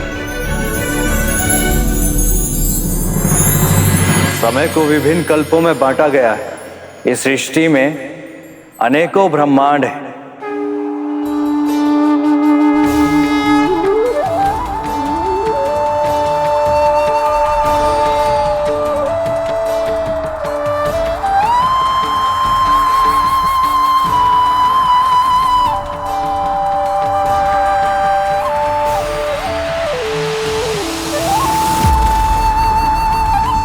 और हर ब्रह्मांड में जीवन का संचालन उसी प्रकार होता है जैसा इस ब्रह्मांड में हो रहा है। हर ब्रह्मांड में चल रहे कल्प किसी दूसरे ब्रह्मांड के कल्प से भिन्न होते हैं। अर्थात हर ब्रह्मांड की समय रेखा दूसरे ब्रह्मांड की समय रेखा से भिन्न होती है। जो एक ब्रह्मांड में समाप्त हो रहा होता है, वही दूसरे ब्रह्मांड में आरंभ हो रहा होता है।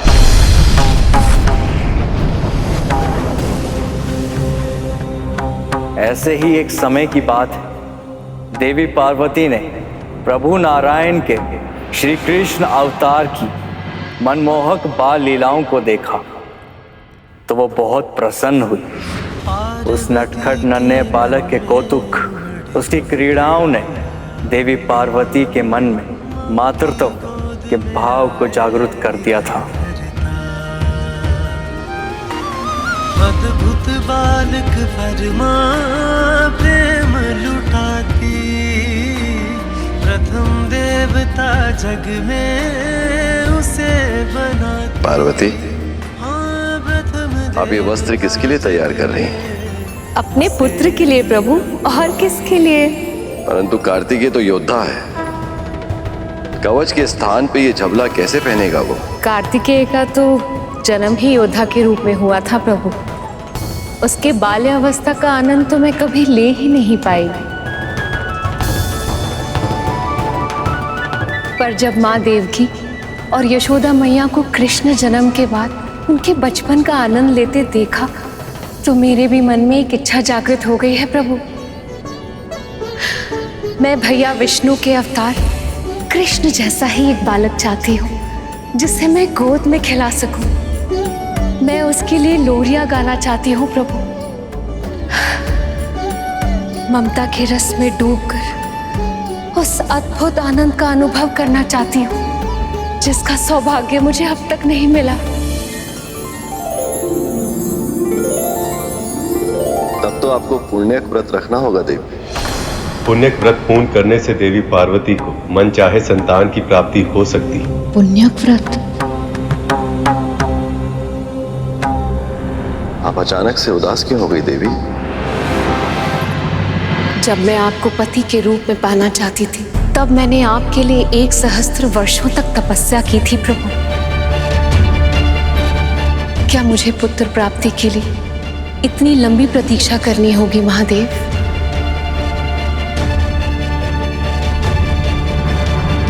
पुण्य एक बहुत ही महान व्रत है देवी, जिसे करने से आपके भैया विष्णु बहुत अधिक प्रसन्न होते हैं। मुझे पूरा विश्वास है यदि आप उसे शुद्ध हृदय से करेंगी तो आपके मन की इच्छा शीघ्र पूर्ण होगी। तो फिर मैं तैयारी अभी करती हूँ। पार्वती। जी प्रभु। नवजात शिशु के लिए ये तनिक बड़ा नहीं? यदि आपकी इच्छा भारी भरकम बालक की है तो बात अलग है। ये माँ की ममता है महादेव, आप नहीं समझेंगे।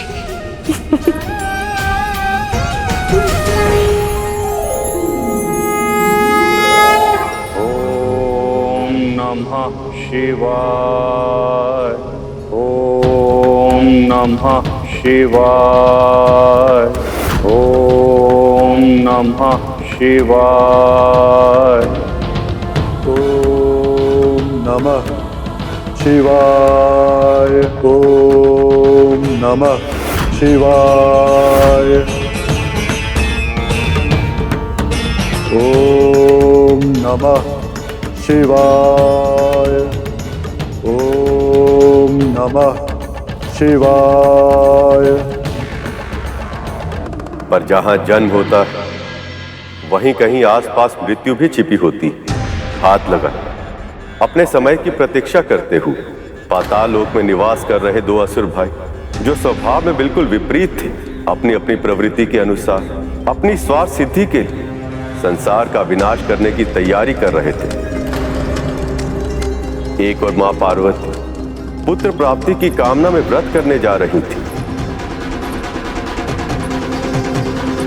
और दूसरी ओर गजमुखासुर और गजासुर महादेव की घनघोर तपस्या कर रहे थे। ओम नमः शिवाय।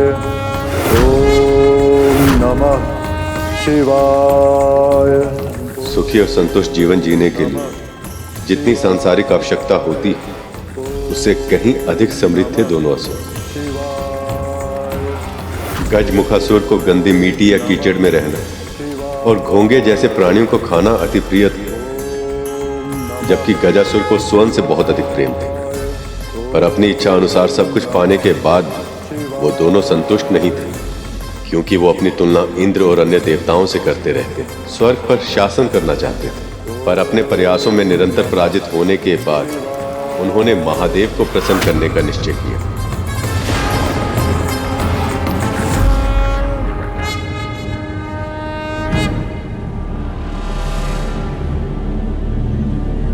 पार्वती। नंदी, मैं व्रत की तैयारी करने जा रही हूँ। किसी को इस ओर आने मत देना। जी माँ।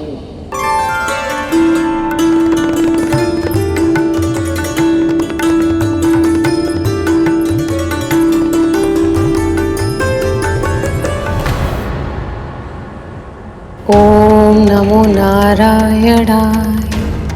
ओम नमो नारायणाय। ये तो प्रभु हैं और वो इसी ओर आ रहे हैं। माता ने किसी को भी भीतर प्रवेश करने से रोकने का आदेश दिया था, किंतु मैं प्रभु को कैसे रोक सकता हूँ?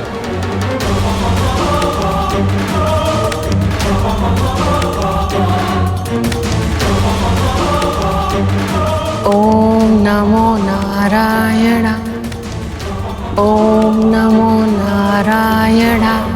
पार्वती, देवी पार्वती,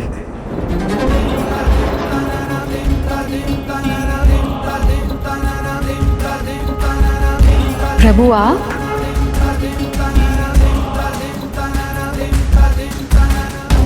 देवी पार्वती, मुझे एक भक्त के पास जाना होगा। सोचा फिर तो आप अपनी व्रत साधना में व्यस्त हो जाएंगे, इसलिए आपसे मिलकर जाऊं। आप वापस कब आएंगे प्रभु? भगवान भक्त की इच्छा से संचालित होते हैं, ये कहना कठिन होगा।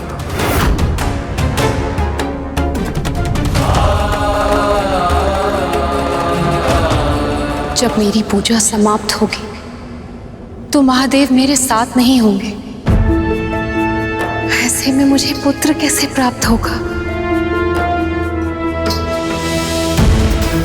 नंदी,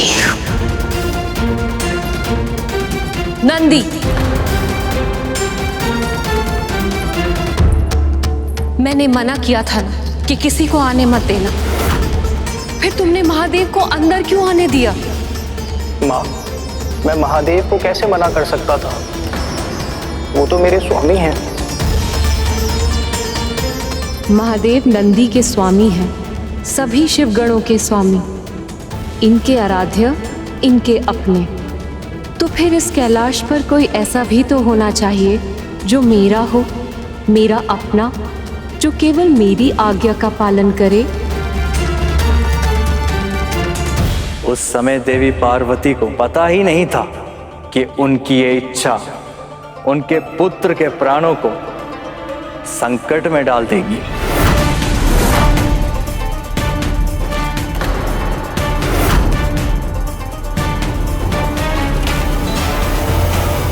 अब तक मुझे लगता था कि मुझे अपने जन्म की कथा पूरी तरह पता है, इसीलिए उसे सुनने के लिए मैं उत्सुक था। पर अब ये नई बातें कहकर इन्होंने मेरी उत्सुकता को और भी अधिक जागृत कर दिया है। ये कथा तो मैं भी जानना चाहता हूँ माँ।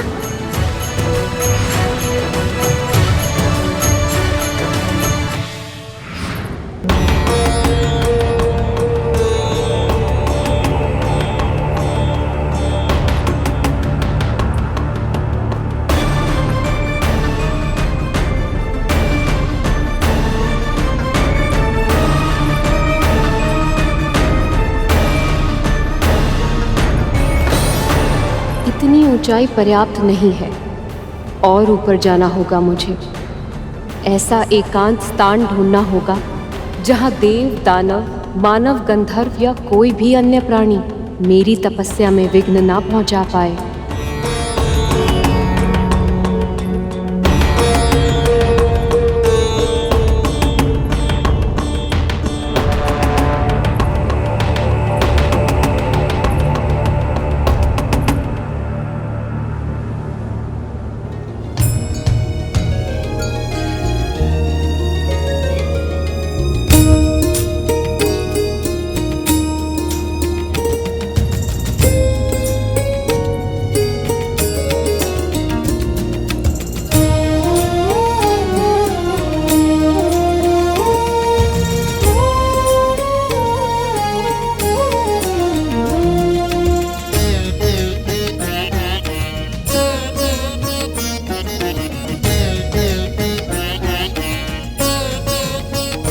ओम नमो नारायणाय। ओम नमः शिवाय। ओम नमः शिवाय।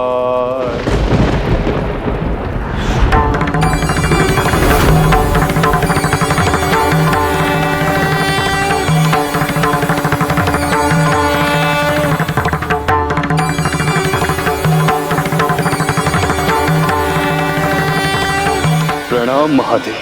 तुम्हारी तपस्या से मैं प्रसन्न हूं गजमुखासुर। मांगो, क्या वर चाहिए तुम्हें? अमरता के अतिरिक्त कुछ भी मांग सकते हो तुम।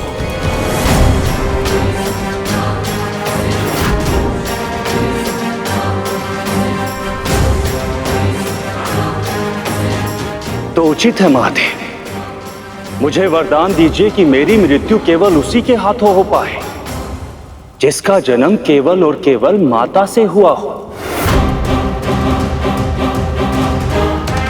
ओम नमः नारायणाय।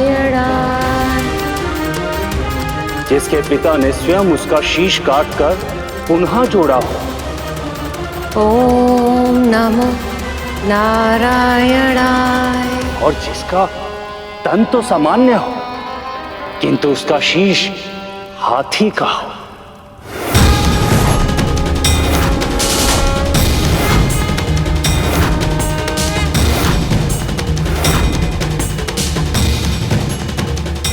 ऐसा कोई प्राणी ना तो कभी जन्मा है और ना कभी जन्मेगा, अर्थात मैं सदा सदा के लिए अमर हो जाऊंगा।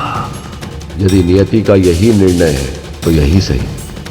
जो भी प्राणी जन्म लेता है उसका अंत भी निश्चित है, और गजमुखासुर के अंत को नियति ने उसको वरदान मिलने से पहले ही सुनिश्चित कर लिया था। ओम नमो नारायणाय। ये कैसी विचित्र मांग है गुरुदेव? ये वरदान मांगकर तो ससुर ने स्वयं को अमर करने का उपाय कर लिया था।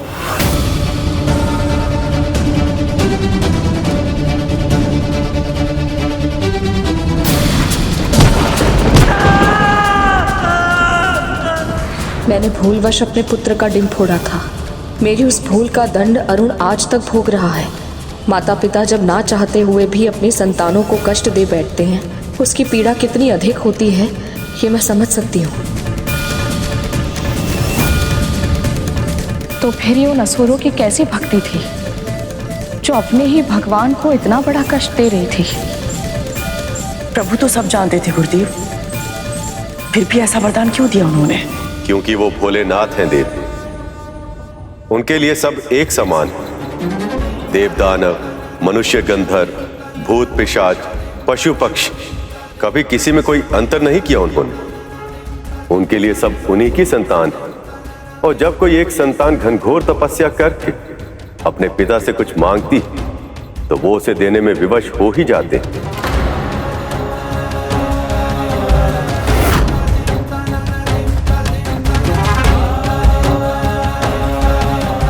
मौन क्यों है महादेव?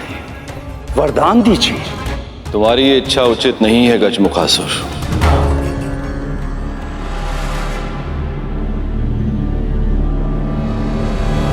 परंतु तुम्हें तुम्हारी तपस्या का फल अवश्य प्राप्त होगा।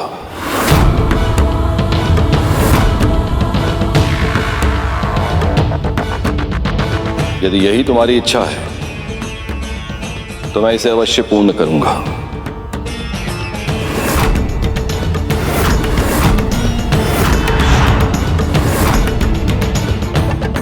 महादेव की जय हो।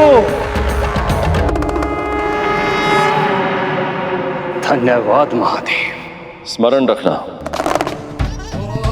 ऐसा असाधारण वरदान मांगकर तुमने अभूतपूर्व शक्ति प्राप्त कर ली है, जिसकी सहायता से तुम किसी का भी दमन कर सकते हो, किसी पर भी शासन कर सकते हो।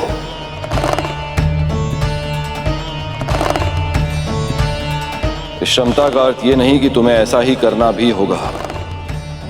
सही अर्थों में शक्तिशाली वो होता है जिसे वरदान से प्राप्त हुई शक्ति के उपयोग की ना तो आवश्यकता हो और ना ही इच्छा। इसलिए मेरा सुझाव यही है गजमुखासुर, इस शक्ति का उपयोग उसी स्थिति में करना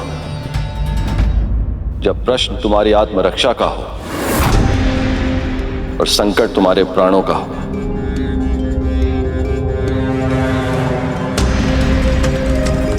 मैं स्मरण रखूंगा महादेव।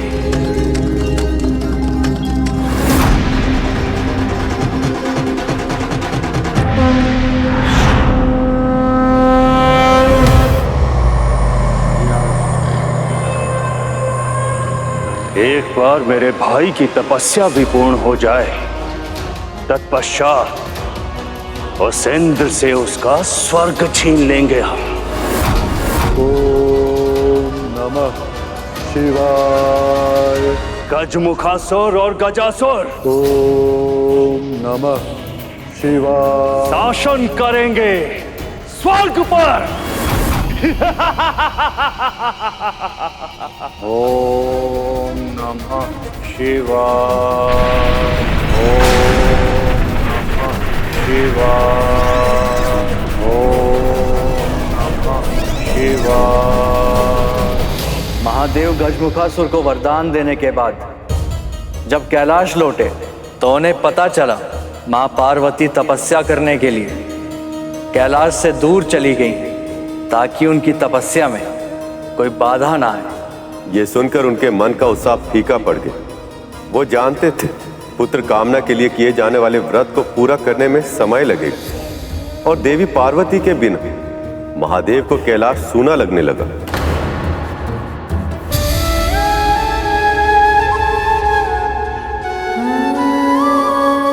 मैं भैया विष्णु के अवतार कृष्ण जैसा ही एक बालक चाहती हूँ जिसे मैं गोद में खिला सकूं। तब तो आपको पुण्य व्रत रखना होगा देवी। जाने से पहले मैं आपसे मिल के गया था पार्वती। आप भी जाने से पूर्ण एक बार मिल तो लेती। ओम नमो नारायणाय। ओम नमो नारायणाय।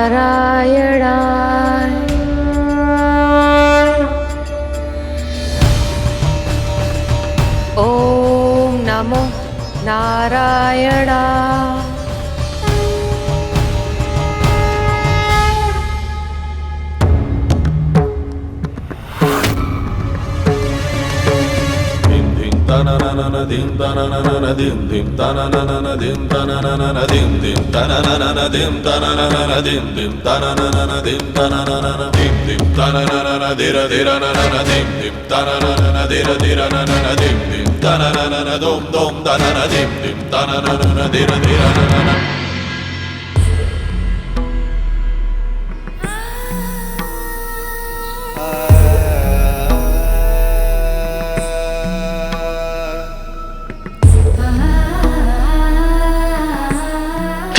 आप क्यों कष्ट कर रहे हैं? एक नए जीवन को जन्म देने के प्रयास में किए गए श्रम का प्रमाण देते इन हाथों को धोकर उस जल से प्रेम की गंगा बहाने में कैसा कष्ट प्रिय।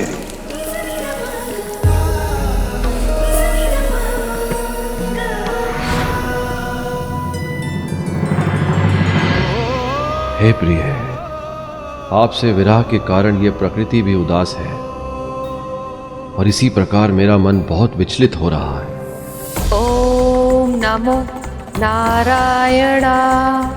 ओम नमो नारायणाय।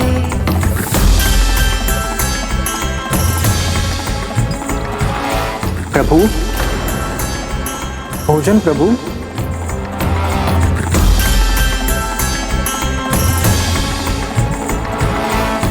भूख नहीं है नंदी।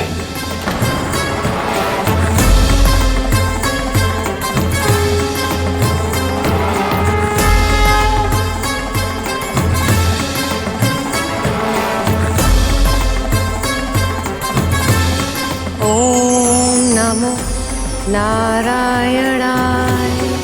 ओम नमो नारायणाय।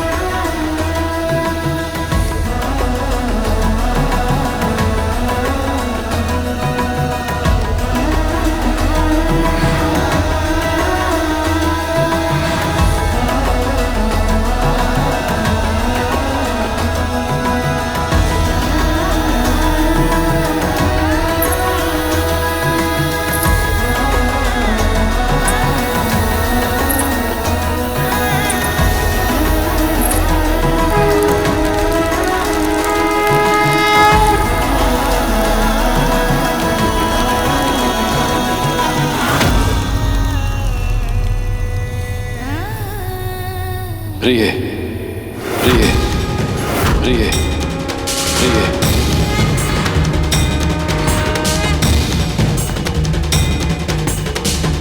ओम नमो नारायणाय। ओम नमो नारायणाय। ओम नमो नारायणाय। ओम नमो नारायणाय। ओम नमो नारायणाय। बहन पार्वती,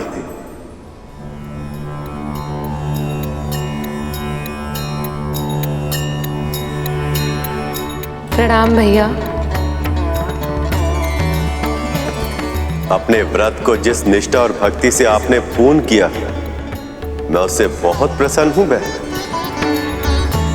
कहिए, आपको क्या वरदान चाहिए? मेरे मन की इच्छा तो आप अच्छी तरह से जानते हैं भैया।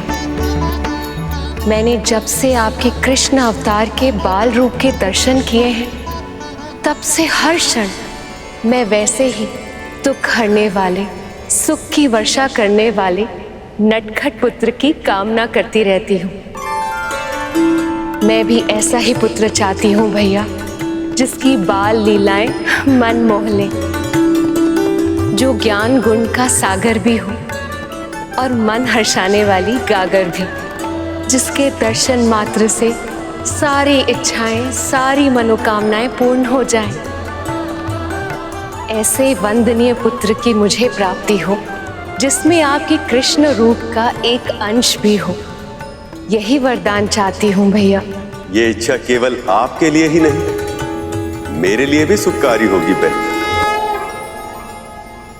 बहुत शीघ्र आपको मनवांछित संतान होगी।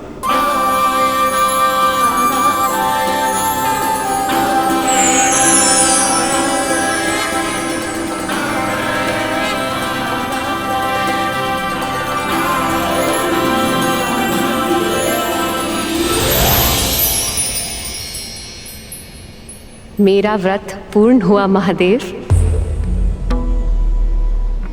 अब हमें ऐसा पुत्र प्राप्त होगा जो हमारे जीवन को अंतहीन प्रसन्नता से भर देगा। मुझे आभास है प्रभु, मेरे बिना आपने इतने समय तक विरह के क्षण कैसे काटे होंगे, पर अब मैं आपके पास आ रही हूँ प्रभु। बहुत शीघ्र आपके दर्शन करूंगी मैं। पार्वती वापस आ रही। नंदी, सुना तुमने? आज बहुत समय बाद मैं इतना प्रसन्न हुआ हूं। देवी पार्वती कैलाश वापस आ रही। और यही नहीं, एक और शुभ समाचार भी है। देवी पार्वती का व्रत सफल हुआ। अब शीघ्र ही सखा विष्णु के काना अवतार जैसा एक बहुत ही नटखट, बहुत ही मनोहर शिशु कैलाश पर्वत पे भी खिलेगा। प्रभु, आपको बहुत बहुत बधाई। मुझे, इन सभी शिवगणों को, समस्त कैलाश को, समस्त विश्व को बहुत बहुत बधाई। मुझे स्मरण है प्रभु, जब मैंने श्री कृष्ण के बाल रूप के दर्शन किए थे, वो कितने मनमोहक लग रहे थे। मेरा तो मन था कि उन्हें अपनी पीठ पर बिठाकर पूरा दिन यहाँ से वहां घुमाता रहूं। और अब मैं बिल्कुल ऐसा ही करूंगा प्रभु। मैं उस नन्हे बालक के साथ बहुत खेलूंगा, उसके लिए गाना भी गाऊंगा, बिल्कुल ऐसे ही आनंद मग्न होके उसके साथ नृत्य भी करूंगा।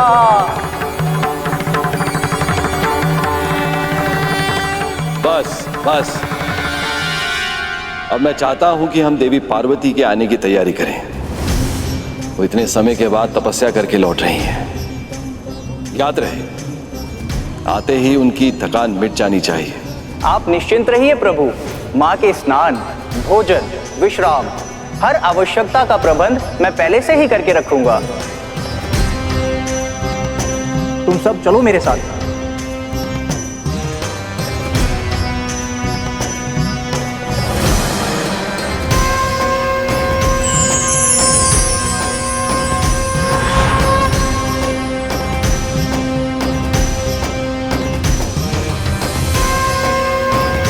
शीघ्र आइए पार्वती, प्रतीक्षा का एक एक क्षण और भी अधिक भारी लगने लगा। ओम नमः शिवाय। ओम नमः शिवाय। ओम नमः शिवाय। ओम नमः शिवाय। मुझे गजासुर के तप को पूर्ण करने जाना ही होगा। शिवाय। ओम नमः शिवाय। ओम नमः शिवाय। ओम नमः शिवाय। ओम नमः शिवाय। ओम नमः शिवाय। क्या कारण है संसार में इस विनाश का? शिवाय।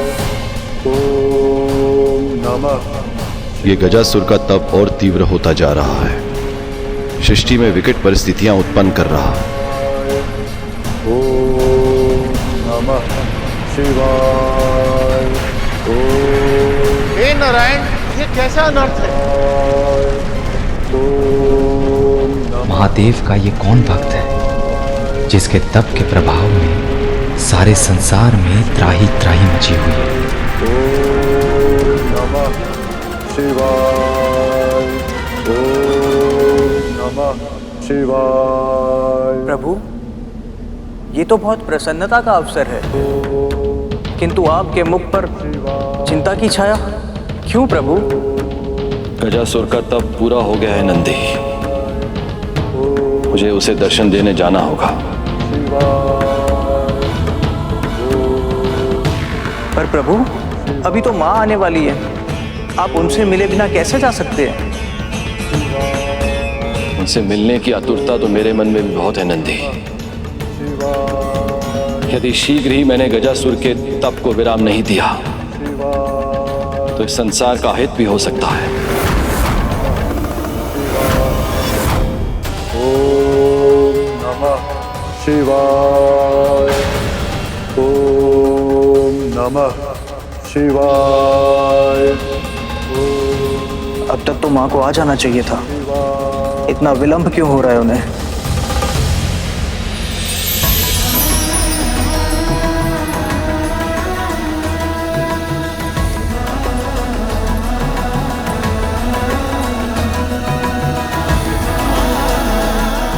महादेव को ये फूल बहुत पसंद है, उनके लिए ले जाती हूँ।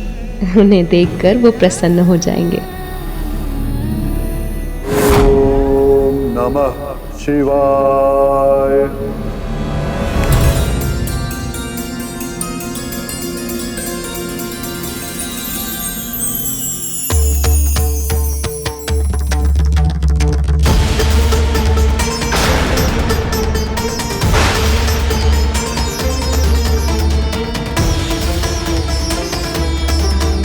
रक्तिम बादल, इसका अर्थ है मुझे शीघ्रता करनी होगी, अन्यथा पूरी सृष्टि विपदा में भी गिर सकती है। ओम नमः शिवाय। ओम नमः शिवाय। ओम नमः शिवाय। ओम नमः। गजासुर का ताप तो संसार को विनाश के मुख की ओर लेकर जा रहा है। महादेव को इस संकट का निवारण शीघ्र ही करना होगा। ओम नमः शिवाय। गजासुर का तप निरंतर और तीव्र होता जा रहा है। शिवाय। ओम नमः शिवाय।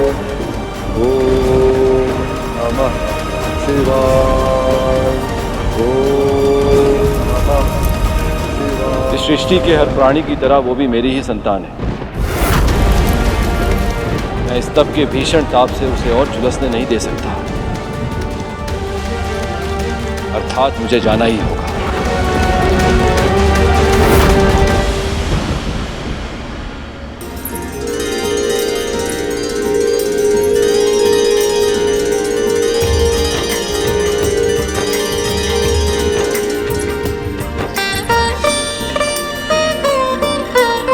लंबे विरह के बाद होने वाले मिलन की प्रसन्नता से खिले ये फूल, प्रेम की कभी न समाप्त होने वाली आँच से जलते ये दीप,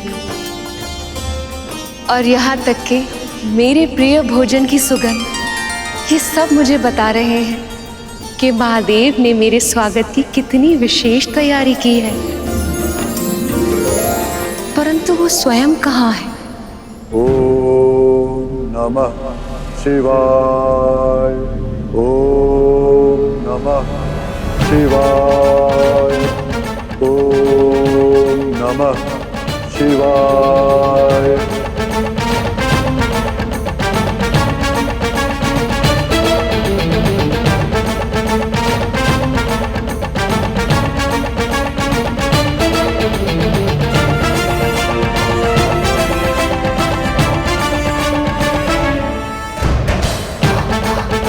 शिव पार्वती एक दूसरे को मिल नहीं पाए क्योंकि उन्हें ज्ञात नहीं था कि ये विरह बहुत ही लंबा होने वाला है।